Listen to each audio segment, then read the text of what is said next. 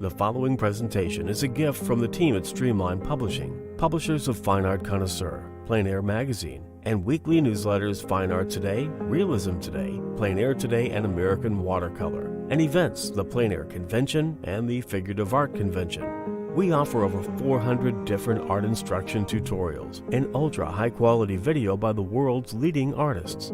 If you like what you see, help us support our artists and our team with your purchase. Each video aired has a special discount code for today only in the comments section with a link to the video offered. And to see everything we do, or if you want to receive notice of new releases, new products, and new events for artists, simply click the other link, which says, "See everything we do." Thank you. Hi, I'm Eric Rhodes with Plein Air and Fine Art Connoisseur magazines, and I've always loved Rembrandt, and I wanted to see how Rembrandt actually accomplished his technique. Well, there's one guy who's a complete Rembrandt geek. He has studied everything possibly known about Rembrandt, studied his techniques, even grinds and makes his own paints. This guy's the real deal. His name is Eric Johnson, and this video is Rembrandt Secrets Revealed.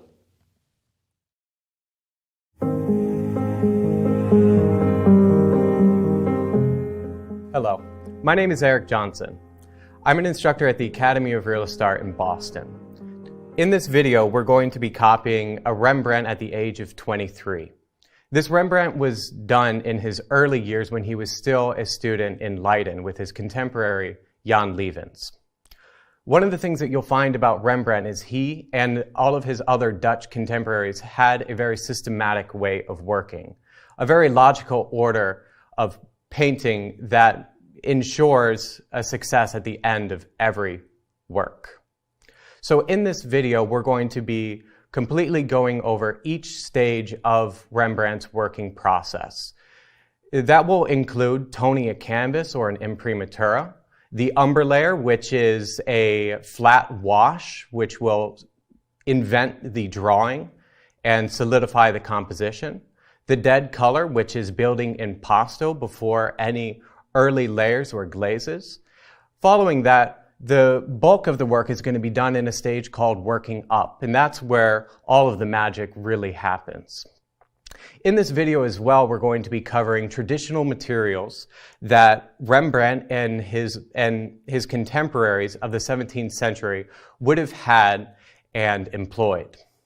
But before we get on to any painting, let's cover some of those materials.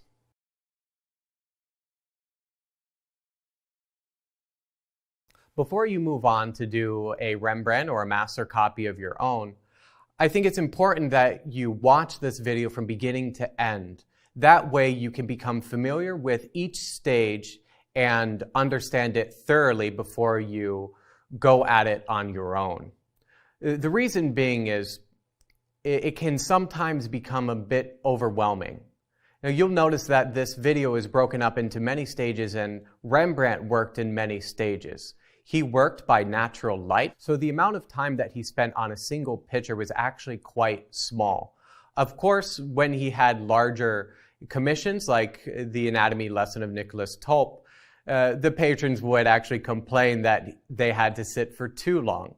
But for some of these self-portraits, and if you look at the mass volume of all of the work that Rembrandt did, he would actually work on multiple paintings in a single day. So our process that we're going to be doing is actually going to be very segmented. It's going to be done over many layers. Now, to reduce the amount of frustration or getting lost, it's really important that you take each of those stages and understand the objectives of that stage and master that and get that as good as possible before jumping and moving on to the next one. Now, every single one of these stages are going to need to be thoroughly dry before you paint on it the next day. Some of these stages may only take half an hour to an hour. Others may take more than that.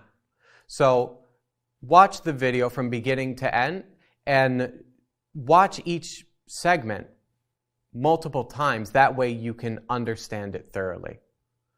Okay, so let's cover brushes first. So Rembrandt would have primarily used hog bristle brushes and natural sable brushes. In the 17th century, there was no synthetic brushes like we have the luxury of using today. Over the course of this painting, we will utilize our time and century and use some synthetic brushes, but that's fine because they do a very similar job. Although nothing can compare to the feel of natural brushes. So what we have are all round brushes. In the 17th century, there were no metal ferrules. So the ferrules that they had were actually goose feather ferrule or wire-tied ferrule brushes. With that limitation, there were no options for flats, filberts, fan brushes, cat's tongues, and all of the other funky shapes. So everything that they did with this limitation of only round brushes. So in this limitation, we have a variation of thickness and grit, how stiff the bristle is. So we have natural hog bristle here, which is most ideal for the earliest layers where we need to move paint around rather quickly. We have some that are still a little bit more stiff, which we will use in the later stages as well. But for most of the delicate work, we're going to be using these soft synthetics and natural sable brushes. So these rounds are going to come in two major forms. They're going to be short-haired and long-haired. A name for the long-haired brush, like you see here, are going to be riggers or script brushes.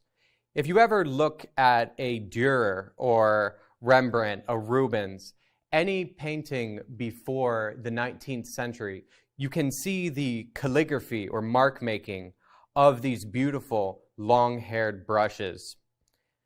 The other brush that we have are these, which are a blue squirrel hair. You can get these right at your local art store in the watercolor brush section, and that's totally fine. Watercolor brushes are just different hairs and they are softer, but we can absolutely use them for oil painting. And any artist will use any material in regards to brushes that does the job, if the shoe fits, really. So next, let's cover Rembrandt's oils. So Rembrandt primarily would have used two oils, linseed oil and walnut oil. So these are the main oils used to make paint. One thing you'll notice is that walnut oil will yellow significantly less than linseed oil. So Dutch painters at that time would actually mull and make paint that is a light value, like lead white, yellow ochre, lead tin yellow, or even some of the more vibrant blues with this walnut oil to reduce the amount of yellowness that happens over the course of time. Those darker valued colors like ivory black, burnt umber, raw umber, and sometimes smalt or ultramarine, and we'll go over that in just a minute, would be mulled with this linseed oil. So just to talk about the nature characteristics of these oils, walnut oil is going to dry slower than linseed oil. Walnut oil is going to dry with a softer paint film, and it's going to yellow less. So the linseed oil is typically more amber in color, and it has a higher acid content, which typically allows you to pack a little bit more pigment into the paint. So all of the paints that we're going to be using over the course of this video are going to be all handmade paint, which lack stabilizers, which modern day paint manufacturers put in the paint to reduce the amount of separation that occurs. Because if you imagine paint and pigment, it's really quite a simple thing.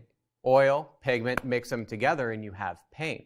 But when you need that paint to last in a tube for 2 years, gravity will take that pigment, which is heavier than the oil, and separate them.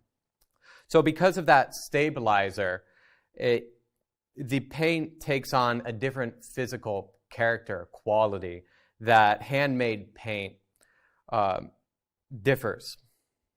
The other oil that we're going to talk about is black oil, which is a partially oxidized and polymerized oil made from the boiling of linseed oil with the addition of a seccative. Now, a seccative is a metallic catalyst which helps expedite the drying of our drying oil. So what they use for black oil is to boil the linseed oil and add a small amount of lead litharge or lead oxide. So let's go over the pigments and the paints that Rembrandt would have used. So here we have a variety of colors, but if we were to compare it to our 21st century variety, it's not that much of a variety at all. So we have lead white, and this is a stack lead white. So what stack lead white is it's a slow process of carbonizing sheet lead. What they would do is take lead and hammer it out. And at that time, lead was a pretty commonly used metal for drinking vessels, plates, and etc. So lead was something that the Dutch were pretty familiar with. What they would do is they would hammer out that lead and they would make it into a coil. And they would take that coil and put it into an earthenware jar, or a terracotta jar for the rest of us. And they would put vinegar in the bottom, or wine that had spoiled. They would suspend that lead coil in that jar, cover it up, and then just surround it with horse manure. But never pig manure, because the manure from pigs has an excessive amount of sulfur in it, because they'll eat just about anything. That excessive amount of sulfur will corrode the lead in a way that will darken it and make it dingy looking. So if you ever go to the art store and you look for lead white, you may stumble upon a different name like Rembrandt white or flake white. The reason it's called flake white is because that lead coil starts to rust this beautiful, vibrant white pigment. And when that lead coil is completely corroded, the pigment is collected, ground up, washed, and then made into paint. The main difference between the lead white that we have in the 21st century and the lead white that Rembrandt had would be the particle size. So with stack lead white, there's a variation in the particle size, and that gives a different thixotropic quality to the paint. So moving on, we have yellow ochre, which is simply yellow dirt, a hydrated iron oxide. Sometimes you'll come across yellow ochre, and you'll see that it's referred to as bog iron. And like I said, it's a hydrated iron oxide, and if our assumption that the Earth's mantle is molten iron, it makes sense that there's a lot of iron oxide present in just the Earth, period. So as that iron comes to the surface and it gets exposed to our atmosphere, which is rich in oxygen, that iron oxidizes over many thousands and millions of years.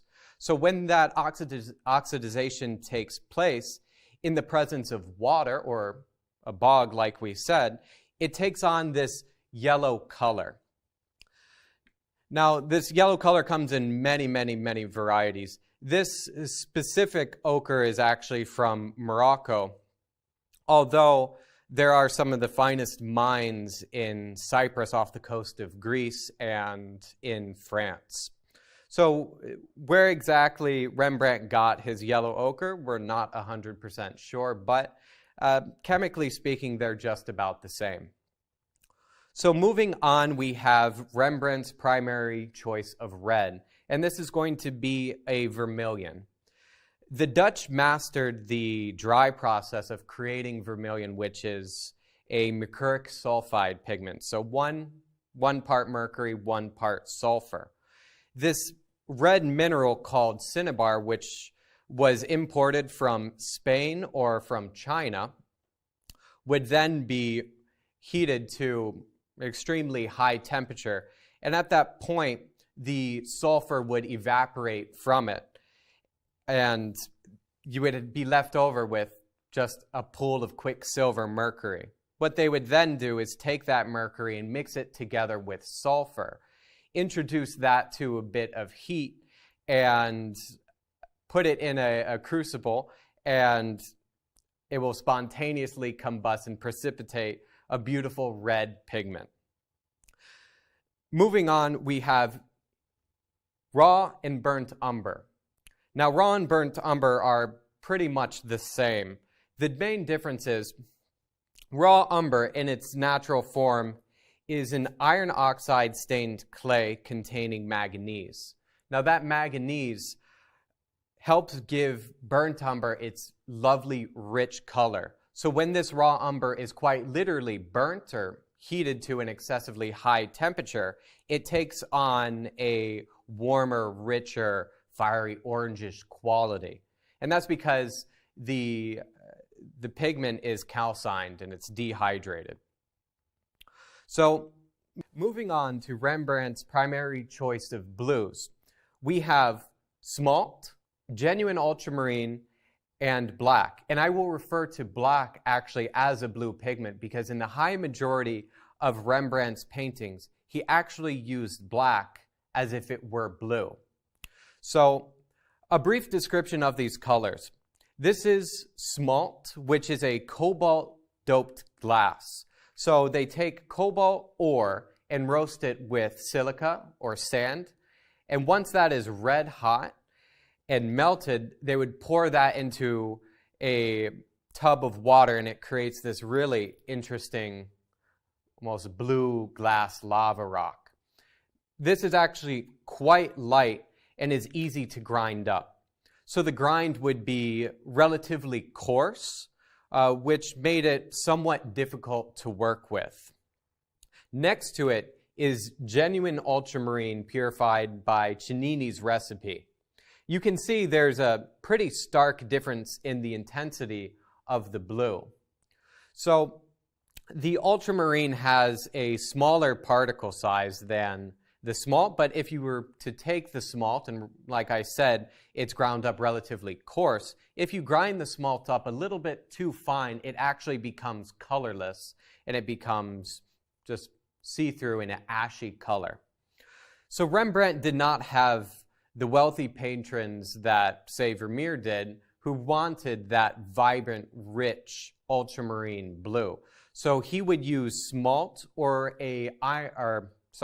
not an iron, but a copper-based pigment called azurite for the blue moments in his paintings. But in the high majority of his portraits, he actually used black far more than any other blue pigment. So the blues in his paintings are actually quite minimal. So the black is primarily two forms. It is bone black or it is ivory black. So here I have those two varieties. This is bone black, which is simply a bone from a cattle that's put in an airtight crucible and thrown into a fire and left to sit there and roast for a handful of hours or overnight. Now, depriving the organic matter of the bone from oxygen, it carbonizes the bone into what we know as bone black. If you ever have a campfire, you'll notice that at the end of the night, the campfire is completely white with ash. Now that white ash usually snuffs out the bit of carbonic mass, which is charcoal made from the wood. Because that white ash has snuffed out any oxygen from getting to it, that bit of wood carbonizes and it makes our natural variety of charcoal that's the same that we use for our charcoal drawings. You can do the exact same thing with any bone that has been boiled and the oils have been extracted from it. You can do that with bone, or you can do that with ivory. And although I do not condone, under any circumstances, the senseless killing of majestic creatures like elephants and rhinoceros, if there is a pump organ that's falling apart and it's free on Craigslist, don't mind if I do. I'll take all of those ivory keys off of it and make some genuine ivory black. So to me, that's just a good use of the material so it doesn't go to waste. So I find that making my own pigments just makes the act of painting so much more intimate than just going to the store and buying a tube of this or a tube of that. And I don't think that you need to do this at all. But I personally get a lot of enjoyment and pleasure from making my own pigments, grinding them up. That way there are varied particle size. So my paint can be the closest to the old master's paint. The thing that brought me to just the craft of painting and the love for painting was actually looking at Rembrandt's work. And I knew from a very early age that there's something different about Rembrandt's paint. There's something different about these old masters' paint. Not even just their paintings, but the quality of the paint was different. It was unique from anything that I had ever seen or anything that I had ever used.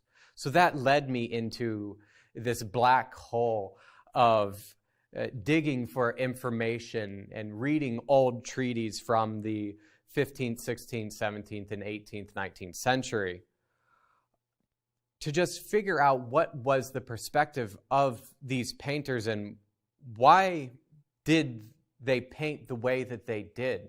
So you can see this is the limitation where the high majority of paintings are worked up from. So if this is all you have to do everything you can to expand the capabilities of this slight limitation. Okay, so let's make paint. I've put on some gloves just to keep my hands out of the paint. This is for our safety, or my safety in this instance.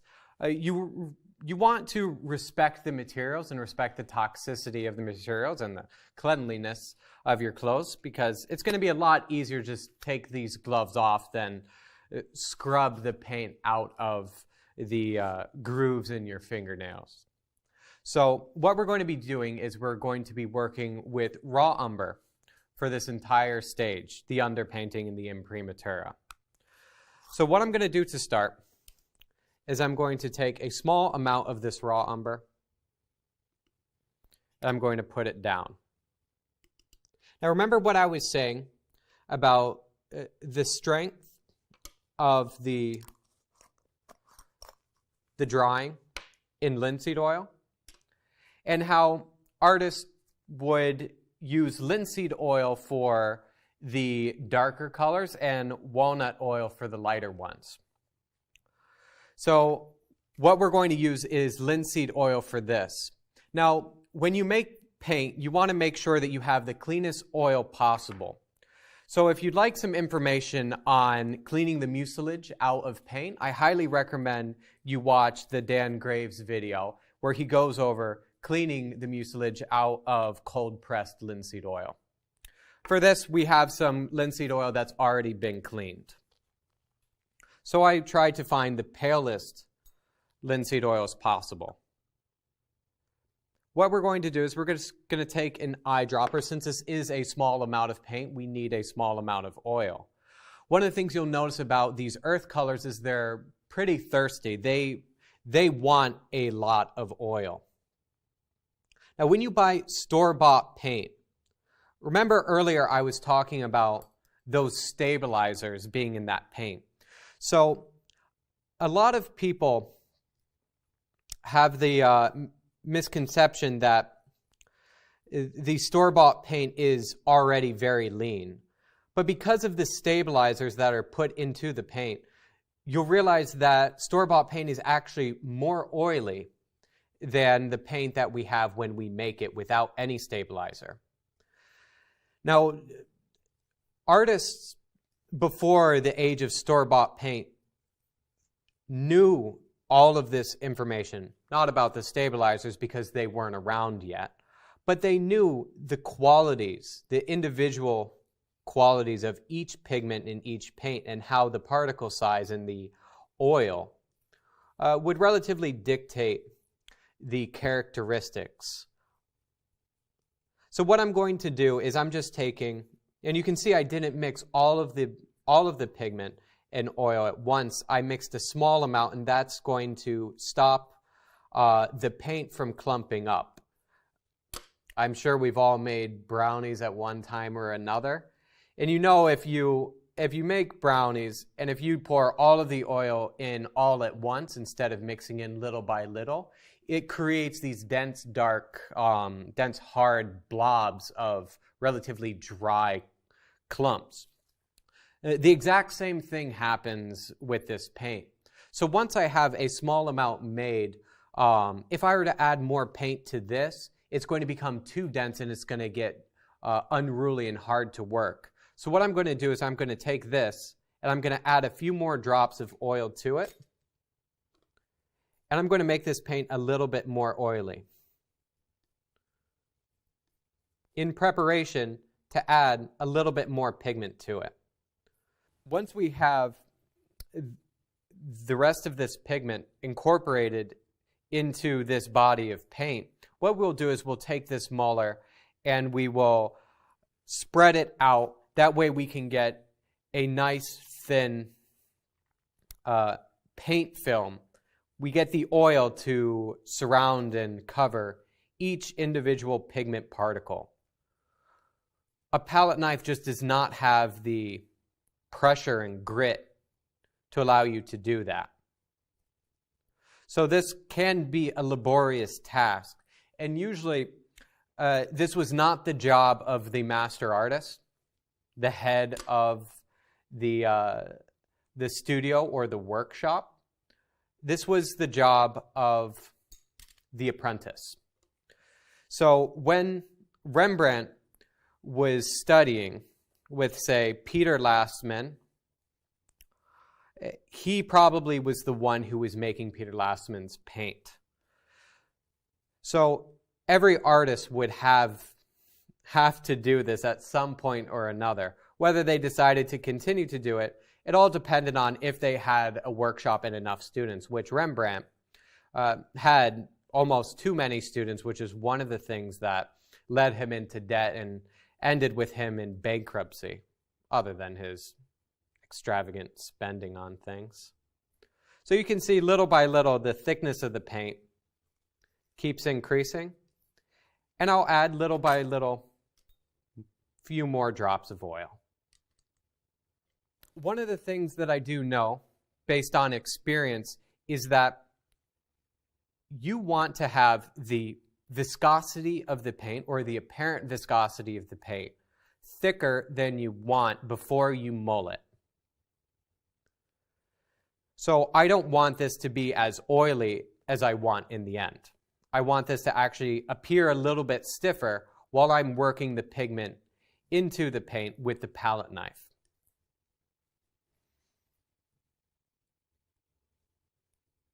So just make sure that you have all the dry pigment incorporated. And now you can see we have this very dry mass of paint that does a good job. It stands on its own. It doesn't dissolve and just become this pooled mess that self-levels. It wants to stand up on its own, just like you know from store-bought paint. So this pigment in particular, raw umber, burnt umber, a lot of the earth tones don't really require any stabilizer at all. So what I'm going to do is I'm going to take this muller and I'm going to start with the larger one first. I'm going to place that right on top of the paint. I'm going to use one hand to push down and the other hand to just stabilize. And what I'm going to do is I'm going to use small circular motions. And it starts out very resistant, but in even just a few moments, the paint gives way and it gets thinner, or the viscosity gets thinner. It moves easier and easier. You can see I can do this with one hand now. So I'm putting a fair amount of pressure. With a larger muller, that pressure is over a larger space. With a smaller muller, you can isolate that pressure under a smaller area and do smaller circled motions. So we can do figure eights, back, forth, up, down, or just small circles. It's just important that we get the entire body of paint. Now, on this, I have some paint that hasn't been mulled. The last thing that I want to do is pick all of this paint up with this palette knife with unmulled paint on it. So what I'll do is I'll take bottom of the muller and take the paint off. And then I'll follow up with a rag or paper towel. Now, a brief talk about oils. We are painting with drying oils, and these are oxidizing oils. Our paint does not dry through evaporation. It dries through oxidization. So our paint quite literally takes in atmospheric oxygen, and that allows it to dry. Another form of oxidization that you're probably very familiar with is a match lighting. That is an extremely fast form of oxidization. So what you need to do is make sure that you have good studio safety practices. So because these are oxidizing oils, you do run the risk of your oily rags spontaneously combusting. So it's very important that you get yourself an oily waste bin, or simply store your oily rags in an old pasta jar with a bit of water in it, to which you then dispose of properly.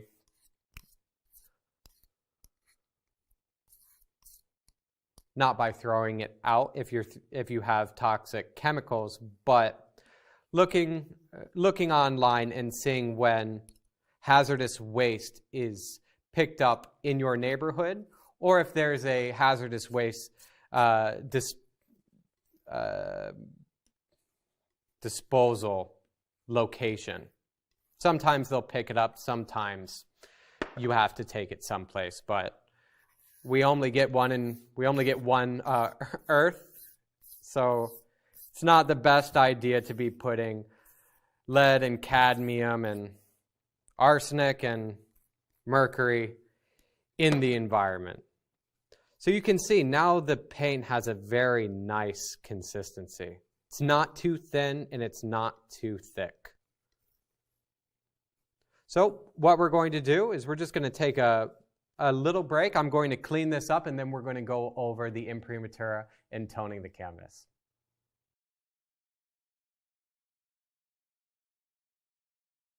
So let's move on to the imprimatura. So what we're going to do is we're going to take our linen and we're going to start by degreasing our surface. So what I'll do is I'll take the best turpentine that I can find, and this is a single distilled gum spirits turpentine, not a rectified turpentine. And what I'm going to do is I'm going to start by just wiping the surface down. So one of the things that you'll notice is sometimes oil-primed linen, like our own paintings, sometimes the surface energy from one layer to the next is so different that the oil paint beads up. So I like to, gently sand or wipe the canvas down with mineral spirits or turpentine just to abrade the surface a bit and allow it to take the tone well, because this linen has probably been drying or in a roll for years on end. So once we do this, it provides a nice, relatively slick surface. What I can do is I can take that same rag and just dip it into the burnt umber, or raw umber, sorry, and just wipe it around. For those of you who have never painted on an oil-primed linen, I think that you will find that this stage especially is quite fun when you're primarily used to an acrylic or universal primed canvas or linen that is very absorbent. So what I'll do is just do this, just wipe it down.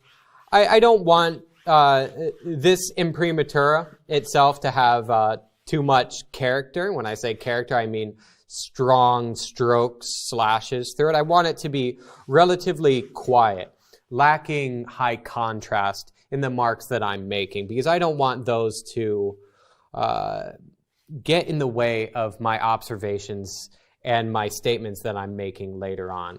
I'll want this just a little bit darker, and I can easily just take a small amount of this paint, and you can see it'll spread around pretty easily.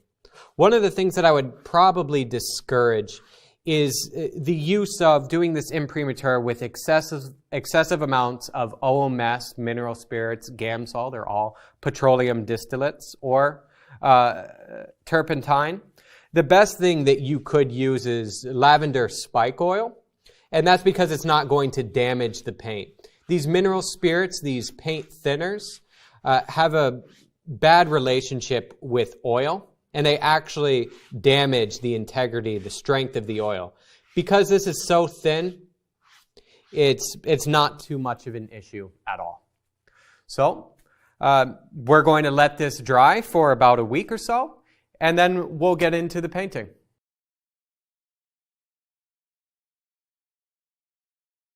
Now we're going to work on the umber layer of the underpainting.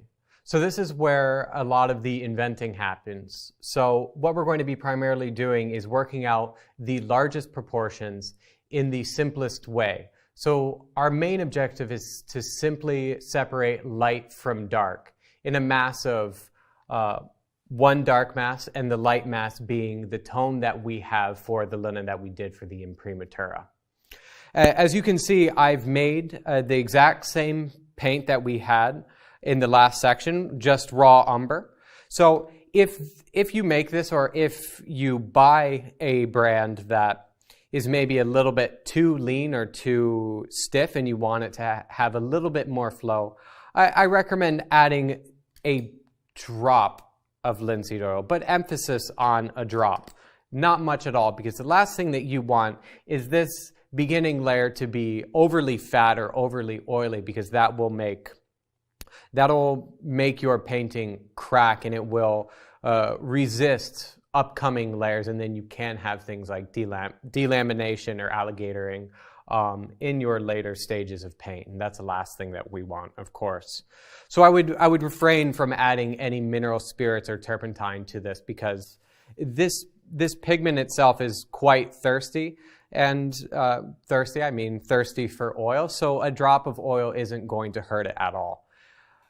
You always want to put oil into your body of paint, but never oil onto your surface, and never oil or medium onto your small, thin mixtures. Always add it to the biggest body of paint as possible to minimize the ratio of oil to pigment. So the setup that we have is sight size. There's two main ways that we can copy reality, whether that be from a photograph, a painting, or directly from life. We can do things either sight size, which is a 1-to-1 ratio. So the size of this printout is going to be the size of our painting. The other way is comparative. So say we were only working from the iPad, which we will use later to assess the closer detail work of the texture, or a little bit more of a sophisticated view of the coloration that happens. So if we were copying from a smaller or larger image, making things smaller than we see or making things larger, that would be considered comparative measurement. So we would be sizing things up or sizing them down and translating the proportions according. For this, I think the easiest way, especially for beginning students, is to study and work site size. That way the size of our painting is the size that we can see. And with our eyes, we can flick our eyes back and forth in the same general area. And that's going to allow you to see when things are too large or too small, or too angled, too upright, too horizontal. So we only have this raw umber. We have bristle brushes as our primary choice of brush. For some of the smaller refinement, say the corner of the mouth, the nose, or the ear and the corner of the eye, we can use a smaller, softer haired brush, and that will just help our painting not get too ragged and generically soft. So what I'm going to do is I'm going to start with this round. This is a round number 10. The number of brushes don't really matter because this is a round number 8. Obviously, this is an 8, this is a 10, and this one is larger and this one is smaller. So I think it's best to just look at the size of the brush and judge according. So what we're going to do is we're going to start. Now, do you see this wooden palette? I prefer to paint on a wooden palette. You can see close to the paint, it'll drag, but over here, it's like I can't make a mark. So every day before I start working, what I want to do is oil out my palette. So I'll take the same linseed oil that I made the raw umber with, and I'll put a few drops right on the palette. Now, the wood is slightly absorbent, so what I'm going to do is I'm going to oil out the high majority of this palette. As you can see here, the paint takes, but then it quickly dries out. I'm going to leave a small section over here that's not oiled out, just in case I want to dry out the paint a small amount. I can also do that onto a rag or paper towel.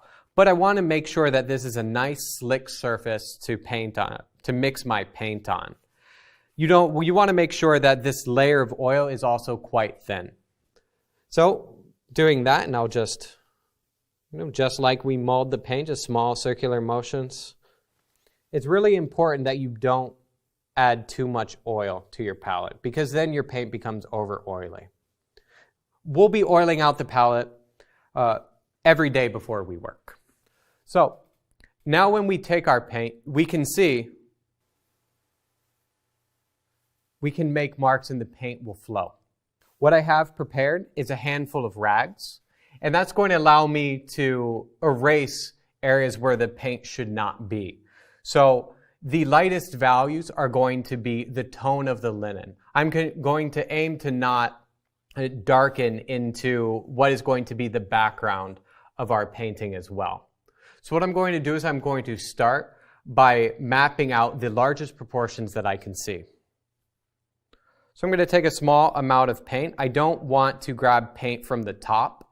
I always want to grab it from the side. That way I can keep a very controlled amount of paint on my brush at all times. So what I'm going to do is I'm going to start with the top of the head. I'm going to come over, and as I can see, if I were to look at the bottom here, there's a small space here, and there is a small space here. So I think I'll start with those because those are some things that I can get at least wrong. So what I'll do is to start just with relatively straight lines. Draw out the arabesque. of the portrait.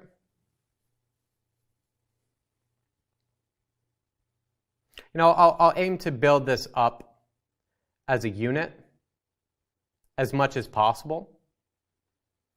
Meaning, I don't want to obsess on working one small area for too long. I want to build this up as broadly as possible.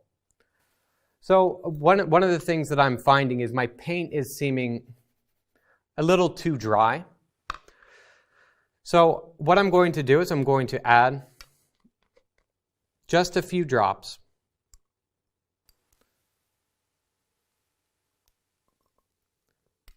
to my paint. And I'm just going to mix that up with the palette knife. So now what I'll do is I'll test. And as you can see, it's a lot easier to spread this paint around and make marks. So what I'm going to do is I'm going to take one of the bristle brushes that we have, and I'm going to load it up pretty well. For all of this, I just want this to be one large dark shape. So I'm just going to start by doing that. I question, what can I do and get least wrong? I know that this is all going to be simplified as one dark shape. So I don't want to jump into doing the corner of the eye just yet. Because one of the things I do know is this whole bottom area needs to have raw umber on it. And I can start in an area that I feel most confident. I'm not going to start right on the edge. I'll actually work out to that. You can see I'm stretching this paint as thin as possible. So I really want this layer to be thin, meaning I want the amount of paint to be on there to be as little as possible. I look at how this space looks right to the edge. I just make sure that I don't make that happen way up here, way down there. And then there's this really small shape right here that I can work for. Now when Rembrandt did this, obviously he was looking through a mirror. So these are some luxuries that we have because we are copying from the flat. So we can use our academic tools or tools that we learn in any type of academic setting or training. So what we could do is we could take something like the height of the head from the top to the bottom of the chin and make sure that that is correct. So if the top of my head is here and the bottom of my chin is here, I could take this needle, close my less dominant eye, and just make a mark for that.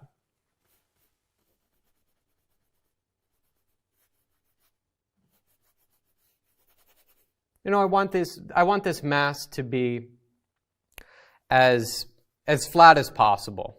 So I don't want to go in and start having darker and lighter moments. I really just want it to be simple. That's the main objective right now, is to simply establish the drawing, establish the composition, and work the largest proportions first. So I can jump around a small amount, but I want to refrain from jumping around too much.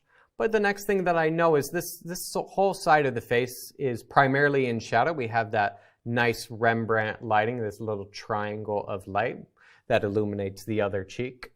But what I do know is there's a relatively small amount of space here. This has probably gone out too far, can probably come in just a bit, but I do know that there needs to be some tone, some umber here as well. So I'll just put that in to start with. Same thing up here. The hair gets very close to the value of the background, which I see and understand, but I think it's going to be best if we don't lose the edge here too much just yet. There will come a time when we do push the values so close in relationship to each other that it becomes hard to distinguish where the hair ends and the background begins. And that's going to give a nice atmosphere to our painting. So I'll do the same thing over here.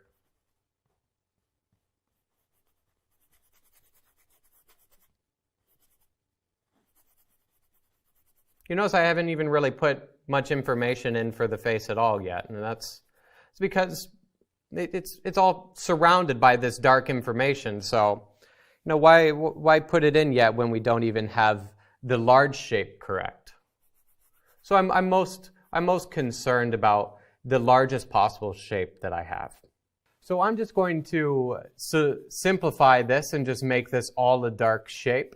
We do have this little triangle of light that illuminates the other cheek, but what we can do is take a rag and pull that out with our clean rag. And that's going to be a lot easier than trying to work around it. That way we can work with the largest possible shape as we can.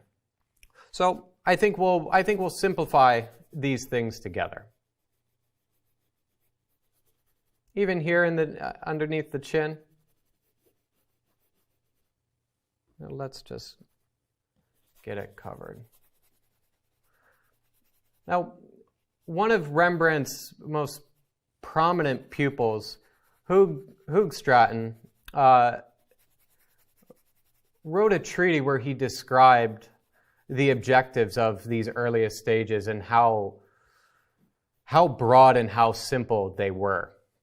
And it makes a lot of sense because if you look at some of the unfinished Rembrandts that we have the luxury of being able to indulge in, you'll see that sometimes there's the composition that's completely changed.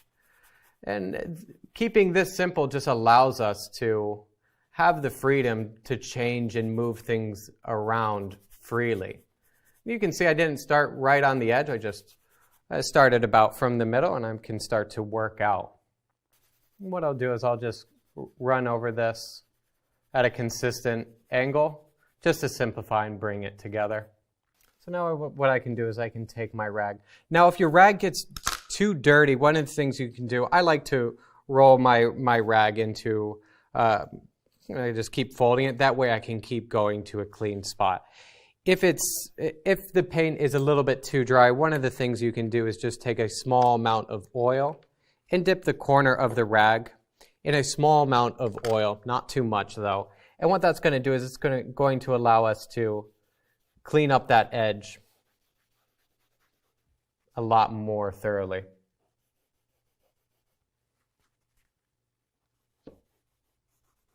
One of the things I'm going to do now is I'm just going to just try and solidify things. I may move to a smaller brush, has a little bit more accuracy to it, because this is great for scumbling and getting the broad areas. But if I try and go in, it's not going to make a nice line.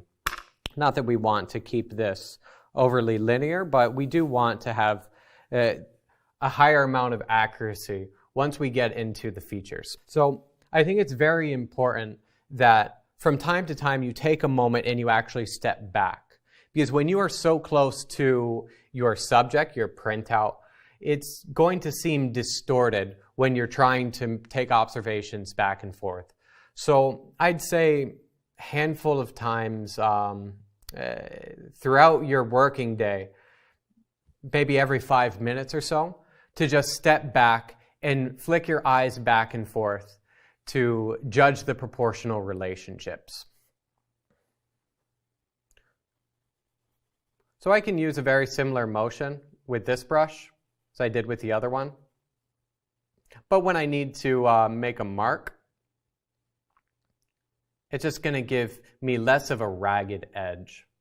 So if you come to any point where you feel like you start to get into the features and it seems a bit overwhelming and you're struggling to get them correct, if I were you, what I would do is I would come to an area, say, the side of the hair here, and you state that as the relative side of the head. And what you can do is you can take that needle like we were talking before and take a measurement from the side of the head to the side of the nose, closing your less dominant eye and keeping your most dominant eye, fixed over your finger, and just come over. And once you do that, you could see that the nose could come in quite a bit based on that observation. And that can stop you from laboring over the shape or the design of the nose when it's in the wrong place. You can do the exact same thing. Say this is the bottom of the chin for the top of the forehead. So if this is the bottom of the chin, the top of the forehead would be there.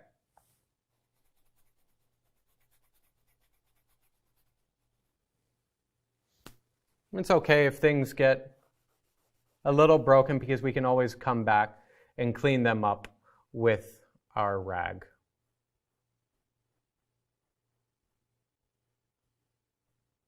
You know, even the ear here, let's just put this all in shadow. No need to save it yet. So we'll just go for the light shape versus the shadow shape.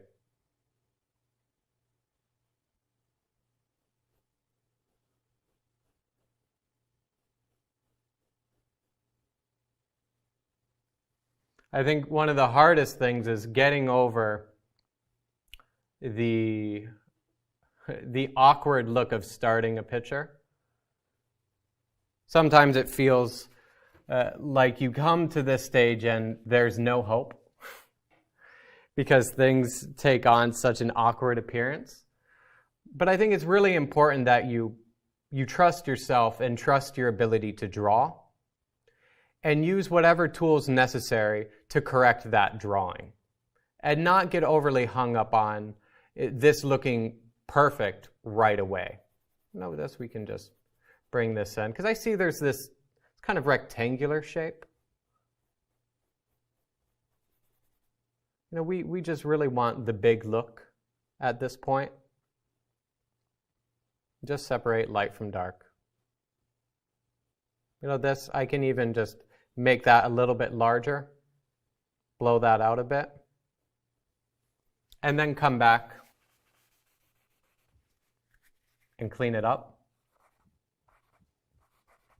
You know, I think the drawing of the mouth, the drawing of the nose and the eye are sometimes particularly difficult, especially when you're lining them up to each other. So one of the things that I would highly recommend is getting at least one of them secure and accurate in the drafting stage of your painting. That way you can base other relationships off of them. So for example, what we can do is go to the side of the head or the side of the hair here and just judge where that corner of the mouth is going to be. We could do the exact same thing for, let's say, the corner of the eye here. You can see the corner of the eye would actually move over. Because if you look at this shape, you see there's almost like a stair. It comes up, down, over, down. We only have it going down. So it makes sense that this part of the eye can move over.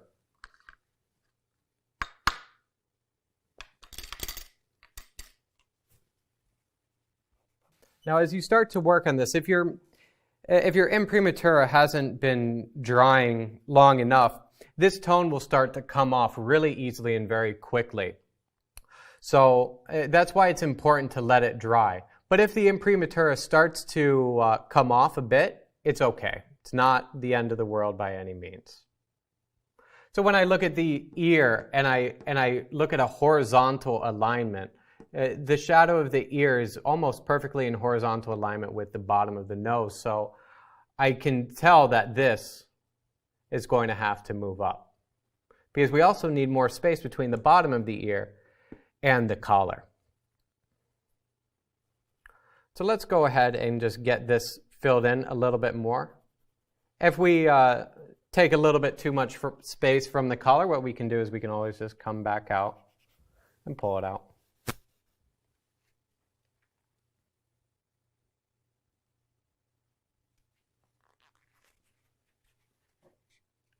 So I think it's going to be very important for you to just really take your time in this first initial stage.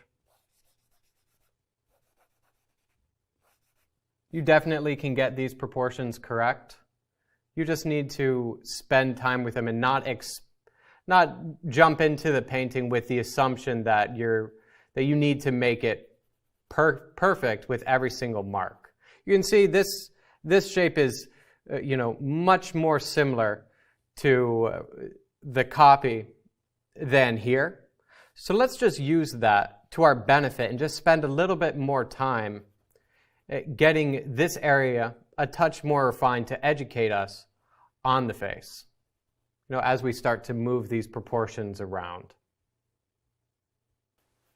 And I'm really trying to look at the height of this in relationship to each other and match that. And then match the angle in which it descends. Now, once again, I don't want any information here for the armor. Just no need. If I wanted to, say, pull out a little bit for the highlight, sure, but also not 100% necessary.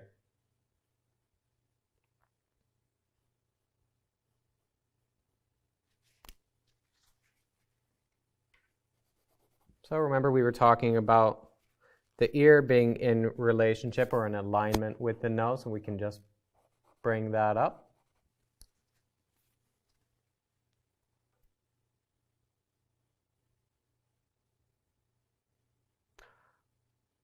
Once you have things relatively established, it becomes a lot easier to jump in and start to really refine drawing. And by drawing, I mean proportion and shape.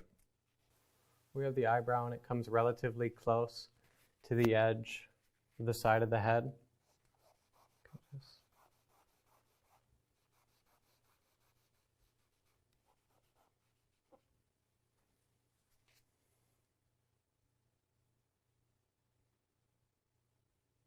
Now, if we look at the mouth, we can see that the mouth, the light shape extends further than the shadow right below it. And right now we have them on par with each other. So that's a great opportunity for us to bring this shadow in.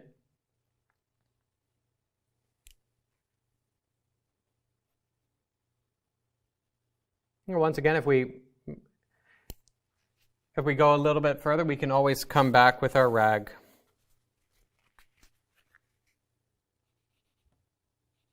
Wipe away. Okay, so I'm just trying to clean things up.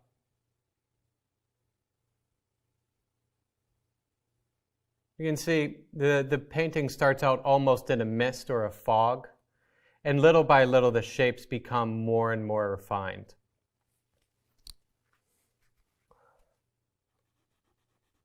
So I'll use the rag equally as much as I use the brush, just to push in and out.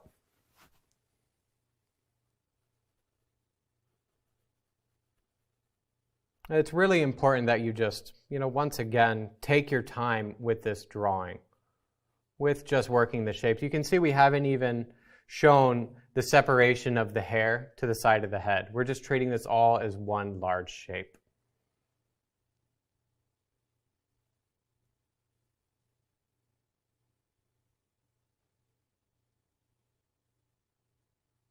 So once we have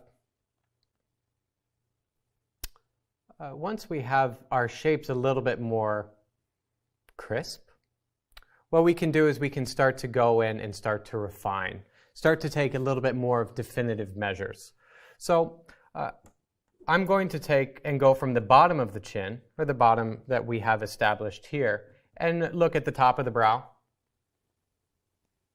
That's not too bad. His brow looks a little bit more sad, and this shape looks a little bit tall. So it makes a lot of sense that we can take this and push it up a small amount.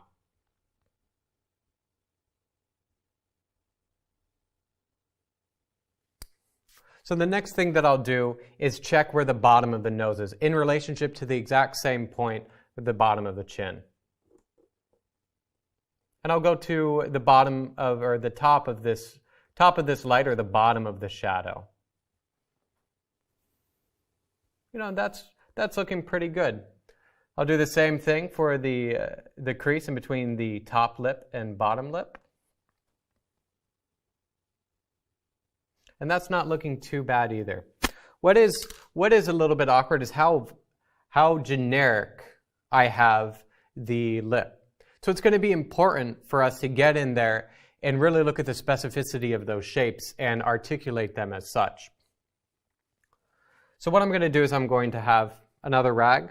Now, sometimes the rag can be a little too gawky as well.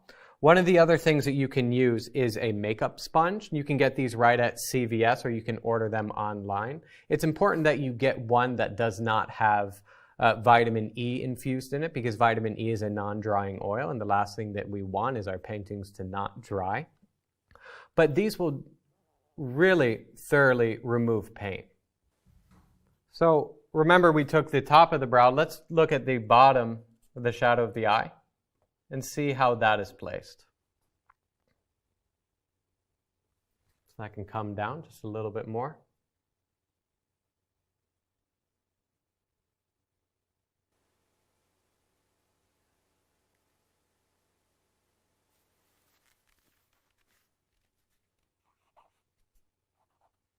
You know, there's this light shape right below the brow and above the top lid. We just want to make sure that there's enough space in there.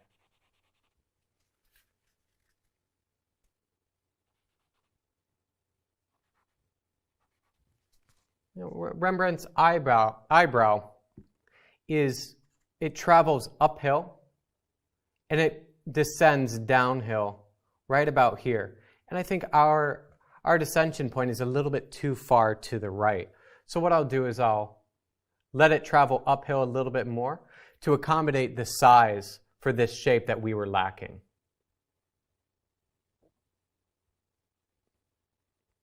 Now the value relationship, the contrast between the light of the forehead and the light here is very similar to the light of the brow here in relationship or in contrast to this. So I don't want to jump in there and make it extremely dense and heavy and dark. So I'll keep things relatively soft.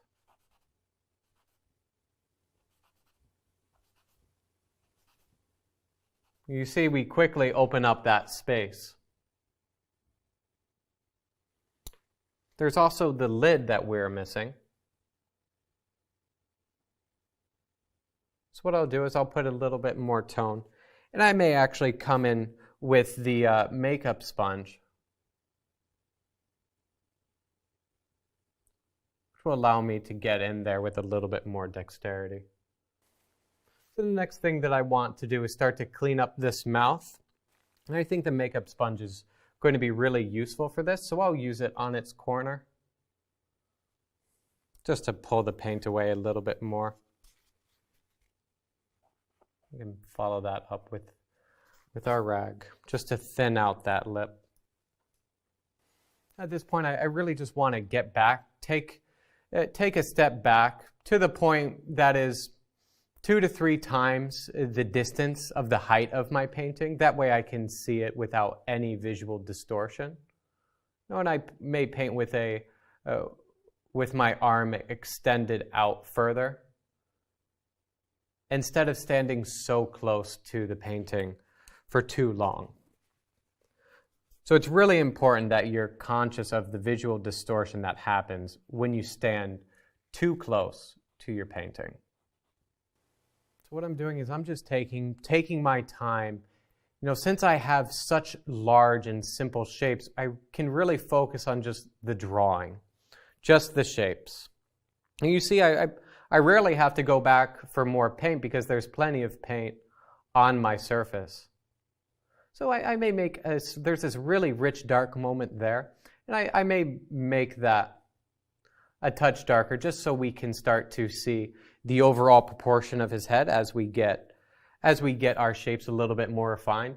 And I would say the same thing about the side of his head. Still keep things relatively soft. So what I'll do now is there's a change in direction, change in form from the bridge of the nose to the ball of the nose, and ours seems to be too similar.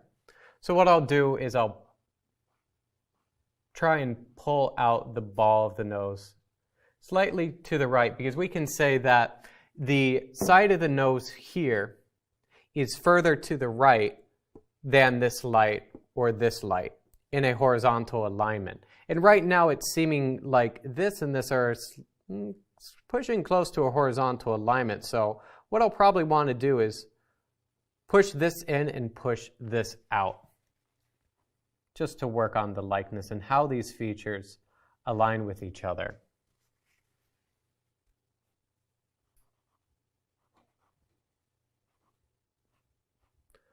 So it's going to be very important that you just, once again, take your time in this stage. And if we were to judge the painting too harshly a few minutes before, we could very easily fall into the trap of letting anxiety fuel our decision making. We want everything to have a simple and logical order. So there's two main ways that you can hold your brush, and for a variety of reasons. You can hold your brush similarly as you would hold a writing tool or a drawing tool, just farther back. Or you can hold it overhand as if you were riding a bike. Now when you hold your paintbrush like this, you only have so much freedom to make any stroke from left to right. When you hold your paintbrush overhand like this, and if you move your physical position, you can make a brush stroke in almost 360 degrees. So it's perfectly fine for you to change the position that you are holding your brush.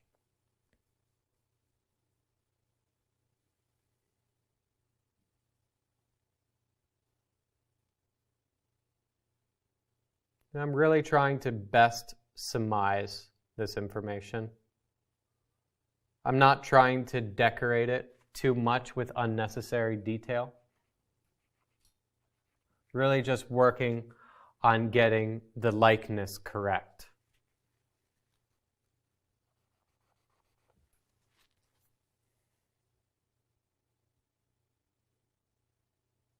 And that likeness is going to come from these largest proportions and how they relate to each other.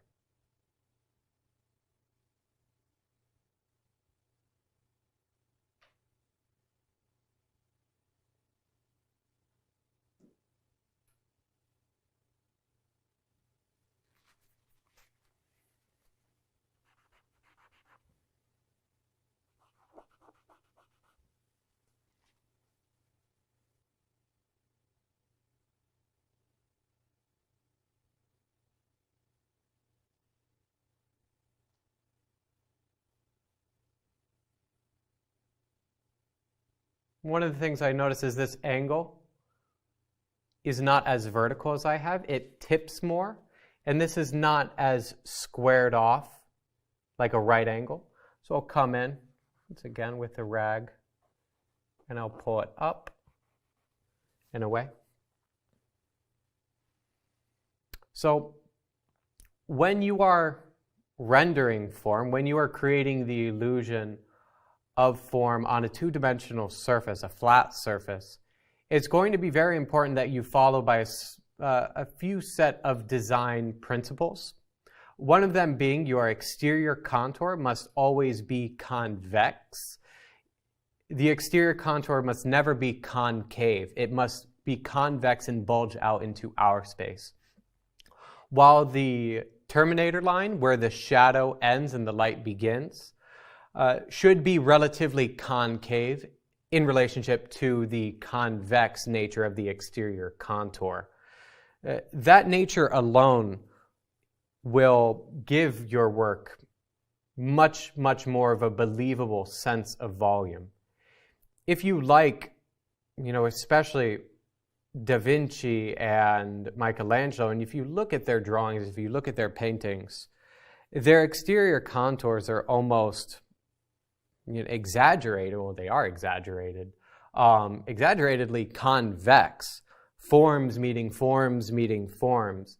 The end of one form is simply the beginning of another. At this point, we really want to just really get down and really start to correct the drawing. Now that we have shapes much more solidified, we need to just get in there and correct them. So one of the things that I notice right away is just this angle seems to be too much tipping to the right, and I may just add a little bit of information for this curl of hair and just shrink this proportion just a bit.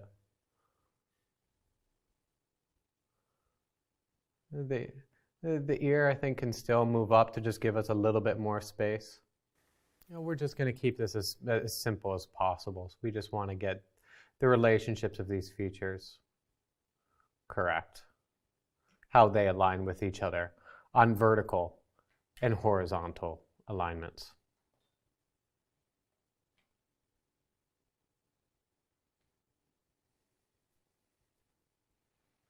So we have this nice change in direction here where the shadow of his chin or his jaw casts a shadow onto his neck, but because his collar is more forward in space, we get this nice overlap that happens here, and I think it's going to be great for us to show that even at this stage. I just want to make sure that the height from the bottom of the chin to the top of the collar is correct. There's enough of an angle difference. We're just going to keep that eye pretty simple for now.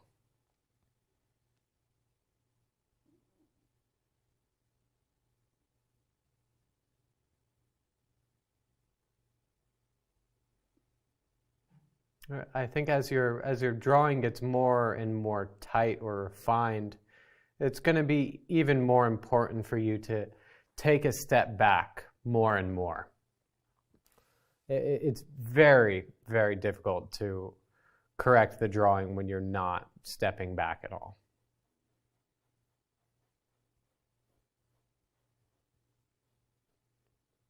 So things are starting to get a little bit unruly and a bit high contrast overall. And at this point, I may take a soft brush and just run over things, just to group them together again.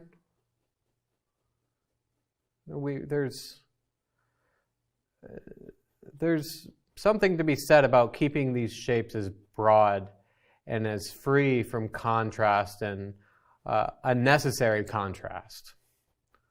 It's just going to allow our observation to just see how the light shape silhouettes against that shadow as we start to perfect this arabesque of Rembrandt.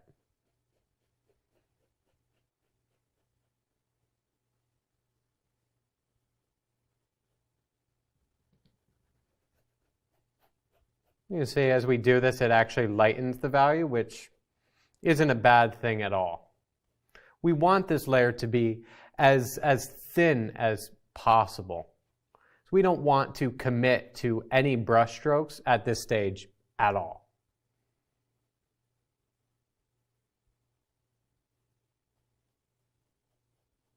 We also want to make sure that our edges are relatively soft.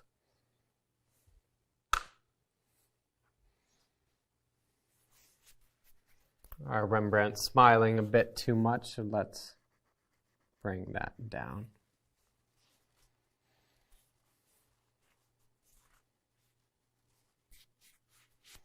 So what I'm going to do now that things have gotten tighter, I'm going to use a maul stick.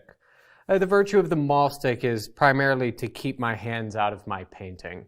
So what I'll do is I'll put this here just to stabilize my hand so I can get in there without having to put my fist or my pinky into wet paint.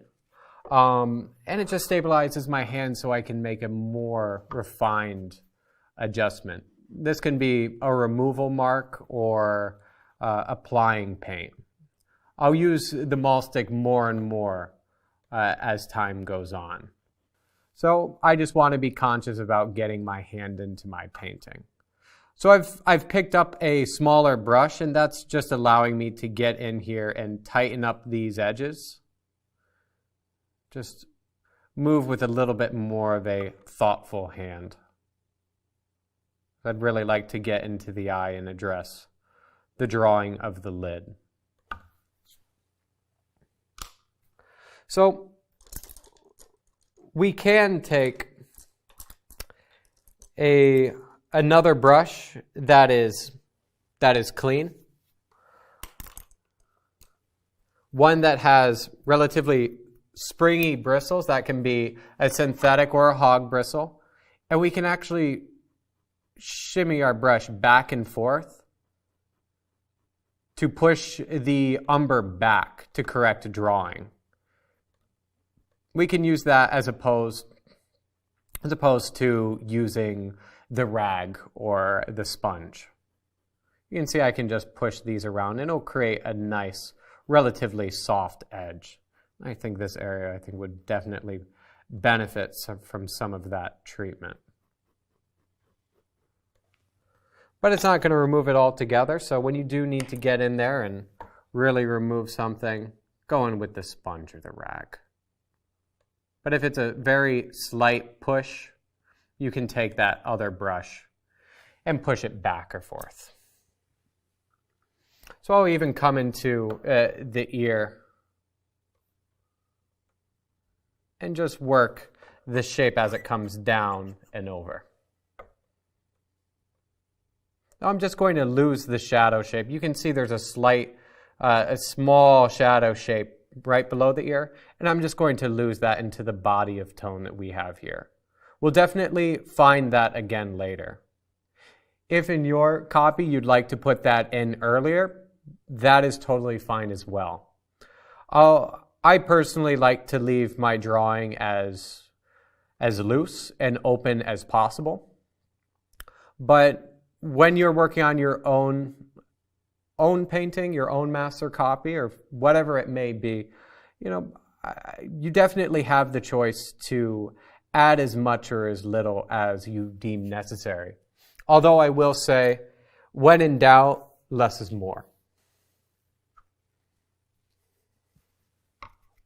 So my goal for this is really, like I said before, to get those largest shapes established, but not to get every last plane change in and out. This moment here seems a bit too concave. So what I'll do is I'll use the maul stick just to steady my hand, and I will pull the paint from the shadow into the light. So right now I feel like there's plenty enough paint actually on our surface. So it can become very easy to have too much paint on the painting at this stage, and you really want to limit the amount that you put on. You want the information to be as minimal, as essential as possible, the essential minimal amount of information. And you really want your edges with your handling of paint to be soft, not generically soft, but not a hard edge, say like this. That level of sharpness in edge is something that you want to avoid at all costs. Because paint is relatively transparent, and because of that transparency, if you have too hard of an edge too early, it can be difficult to move that if it is in the wrong place. So there's a couple of ways you can achieve a hard or soft edge. One of them is by quite literally placing that in your application being hard-edged. The other is value contrast. So putting something very dark next to something very light will have the appearance of a harder edge. That'll come into play a little bit later, where we'll be dealing with expanded variety of colors and adding information. So what I'll do is I'll start to suggest at the side of the face. You've noticed I've done this a few times already. And that's totally fine. As things get more definitive, I can only state it better and better as time goes on.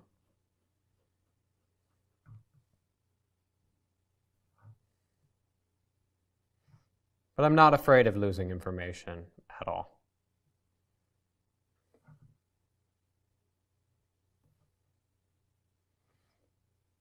So you can see that I'm just jumping around a bit, going to the exterior contour of my shadows. And right away, there's, a much more crisp appearance to that arabesque, that division of shadow and light. When I come to certain things like the design of the nostril, I can see that my shadow shape here is a bit too tall, and it's making his nose look a little bit bigger than it rightfully should be. So what I'll do is use my maul stick, and I'll take this brush and I'll do like I did before and just go back and forth and try to migrate some of that paint down. Now it's going to leave a faint tone behind, and I'll clean that up with a rag following that. At this point, I'm feeling better about the proportion of the features. So I think what I'll do is pull out this bit of light here with my rag. So my first observation is to look at how thin the shadow is to the right of the nose. I don't want to start off by removing shadow and making this proportion of that shadow too large. So I'm going to try to get that as correct as possible the first time, now that I have the context to be able to do that. And I look at how far down it goes, and it goes down slightly below where the shadow ends here for the nose. So I know that I can go slightly below that. Well, once again, I want to leave this edge, this shape, still relatively soft. And we have the lid there.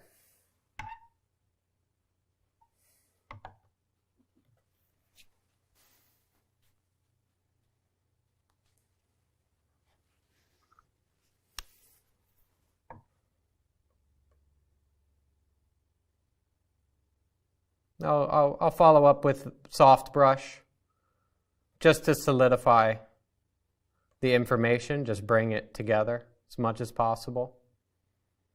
That way I can give a little bit more of a definitive shape to this light shape that I just pulled out.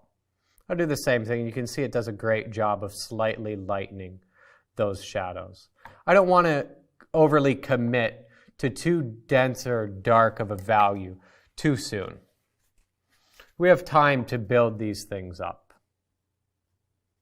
The other observation I take is just how thin this shape is, and mine looks a bit too thick, and this edge looks a little bit hard like we were talking before.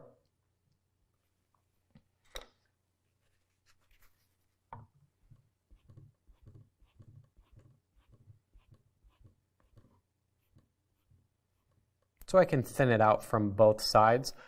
Based on the relationship, this happens right at the peak of this form, and this happens close to the edge, but not in vertical alignment with the edge of the shadow shape for the nose. So that's the observation that leads me to push it in from two directions. I'll just take this and do that softening once again.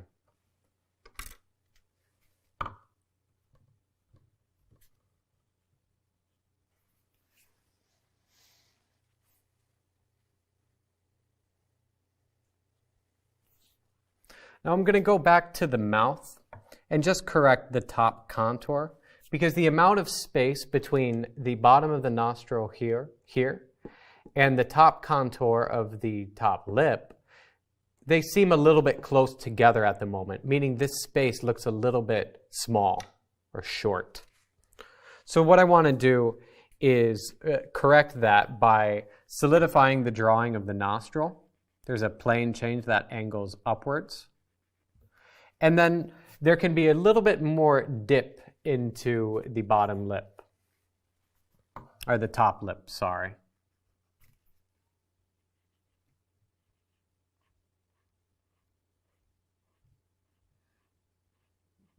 But I want to keep this still want to keep this as simple as possible. I just want to make sure that these larger shapes have enough room to accommodate more information. Now what I want to start to work on is the shadow cast from the jaw.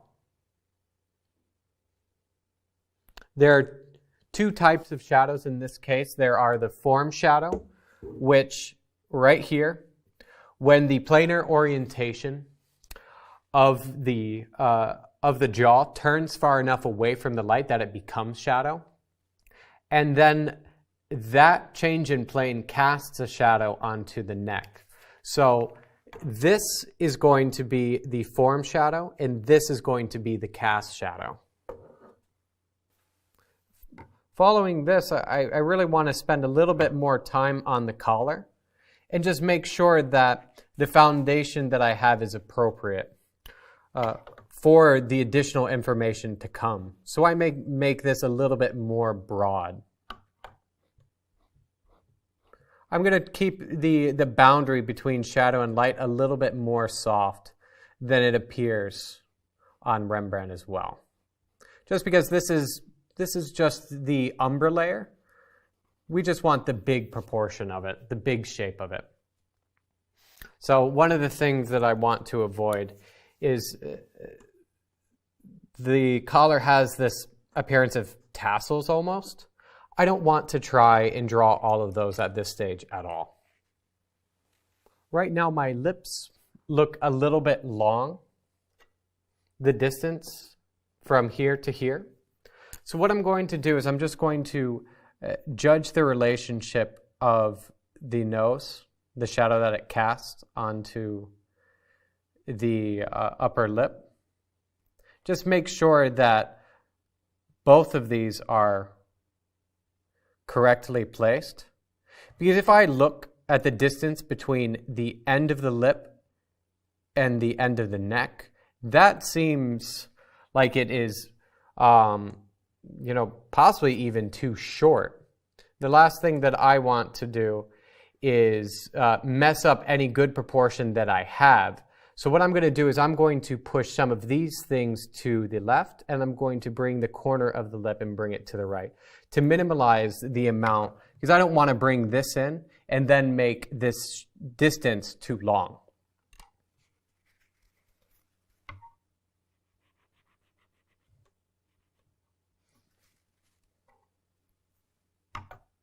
I can just go in with that smaller brush. Just correct the shape. The shadow that gets cast from the ear also seems like it's a bit too angular, and I'll just make that a little bit less eventful. When I say less eventful, what I really mean is decrease the amount of strong contrast between the angular relationships. There's this plane right here that gets a little bit darker, and I think I'm going to leave that out. I'm going to wait till I have a little bit more paint to describe that. I don't want to make that too dark too soon, so I'm just going to leave that out. I'm going to end the lips in a simpler manner. So the shadow on the neck also needs to be a bit more concave, so we can just come in here, pull a little bit out just to increase the space. Then just come back with our soft brush just to show that change in form. So I'm going to go back to the eye, and I'm just going to really start to prepare for tomorrow. Remember that you're always painting for tomorrow, not painting for today. Everything that you do today prepares the surface prepares every shape and value for the next application. So I don't want to get caught up in too thoroughly describing things at the moment. I just want to make sure that those biggest proportions are addressed. And right now it seems like we're coming to that point. What I want to do is make any last corrections, soften any edges, and make sure that there's not any excessive buildup of paint in my shadows or on the edges. You definitely want to avoid ridges, points where the paint stands up and protrudes from the surface. And that's going to be relatively easy to do since we are working on such a fine linen. So as I soften things, I also want to make them a little bit lighter. You'll notice in a lot of Rembrandts, there's a similar objective, but how it's gone about is slightly dependent on the complexity of the situation. Right now, this gives us, what I find is the easiest way to work. We're being as direct as possible in placing the proportions and changing the angles as much as possible. If we had tons of paint already smeared on here, it'd be very easy for it to become generic and just not instructive enough. So instead, what we'll do is we'll do that wipeout following this to actually bring those values down and separate some of the lighter and darker moments in the shadow, as well as correct the shadow shapes even further. So what I'll do is I'll slightly darken where the iris would be.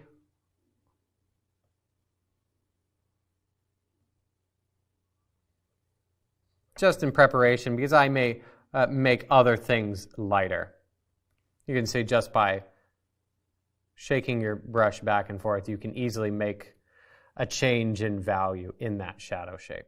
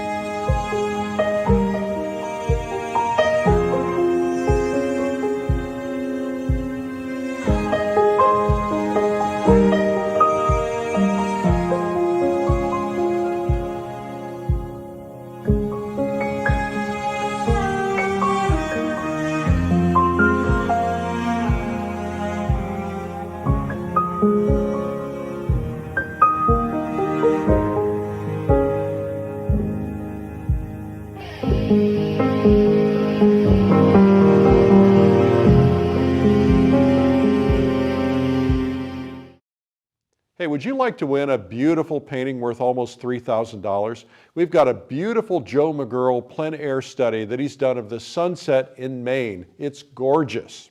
If you want to have an opportunity to win it, go to paintinggiveaway.com. Just put in your email. That's all you've got to do, and you only need to enter once. We'll be giving away the prize at the end of May. Go to paintinggiveaway.com.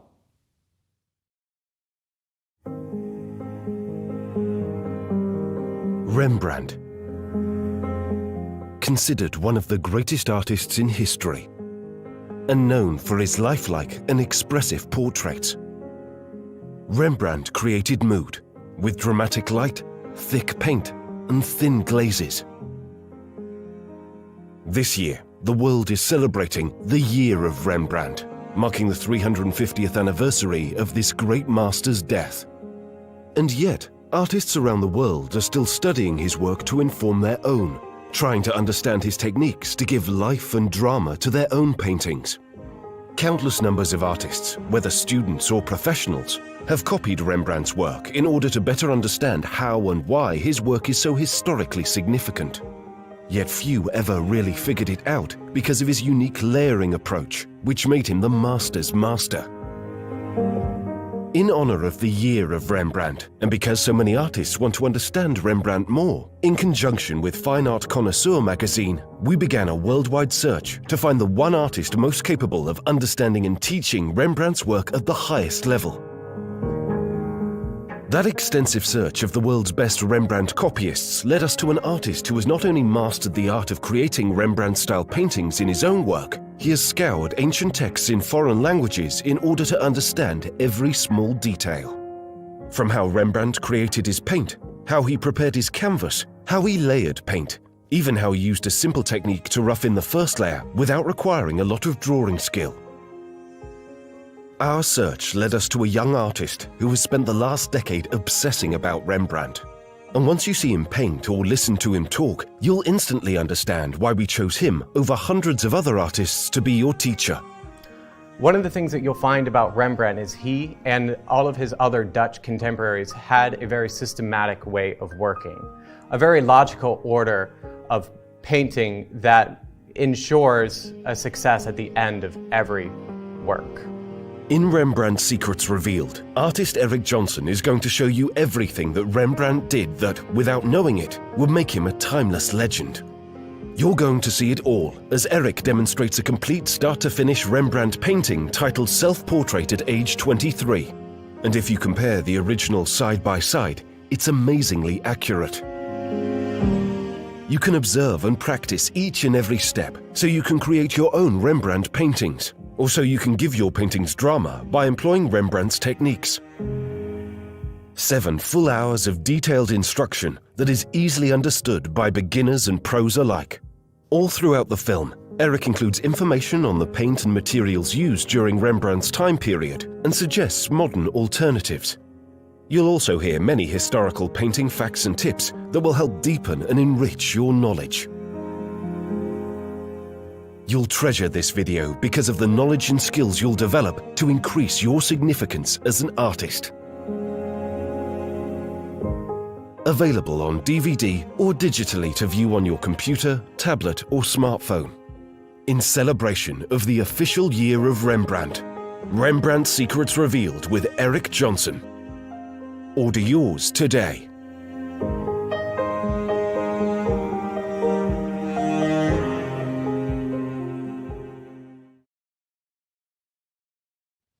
That was Rembrandt Secrets Revealed with Erik Johnson. If you want to learn more about that, just visit lilyartvideo.com. Now let's get into his head, learn a little bit more about his obsession with Rembrandt.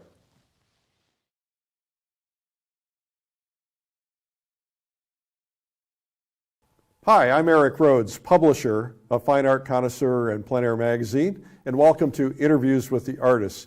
Today we have a very special guest. We have Erik Johnson. Erik is a specialist in painting Rembrandt, and we're going to learn the story about how he has spent most of his adult life tracing Rembrandt, finding rare formulas, finding the way he created his paintings and studying them in depth, and then learning the process of painting Rembrandt. So Erik, welcome.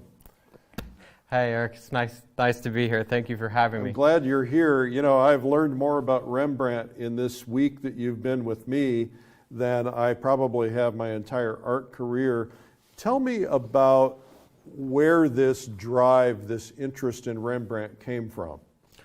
So when I was in high school, I loved art, and I always drew a lot as I was a child. And I had this high school art teacher by the name of Paul Bay, and at the time I was thinking I was going to get into graphic design or something or other.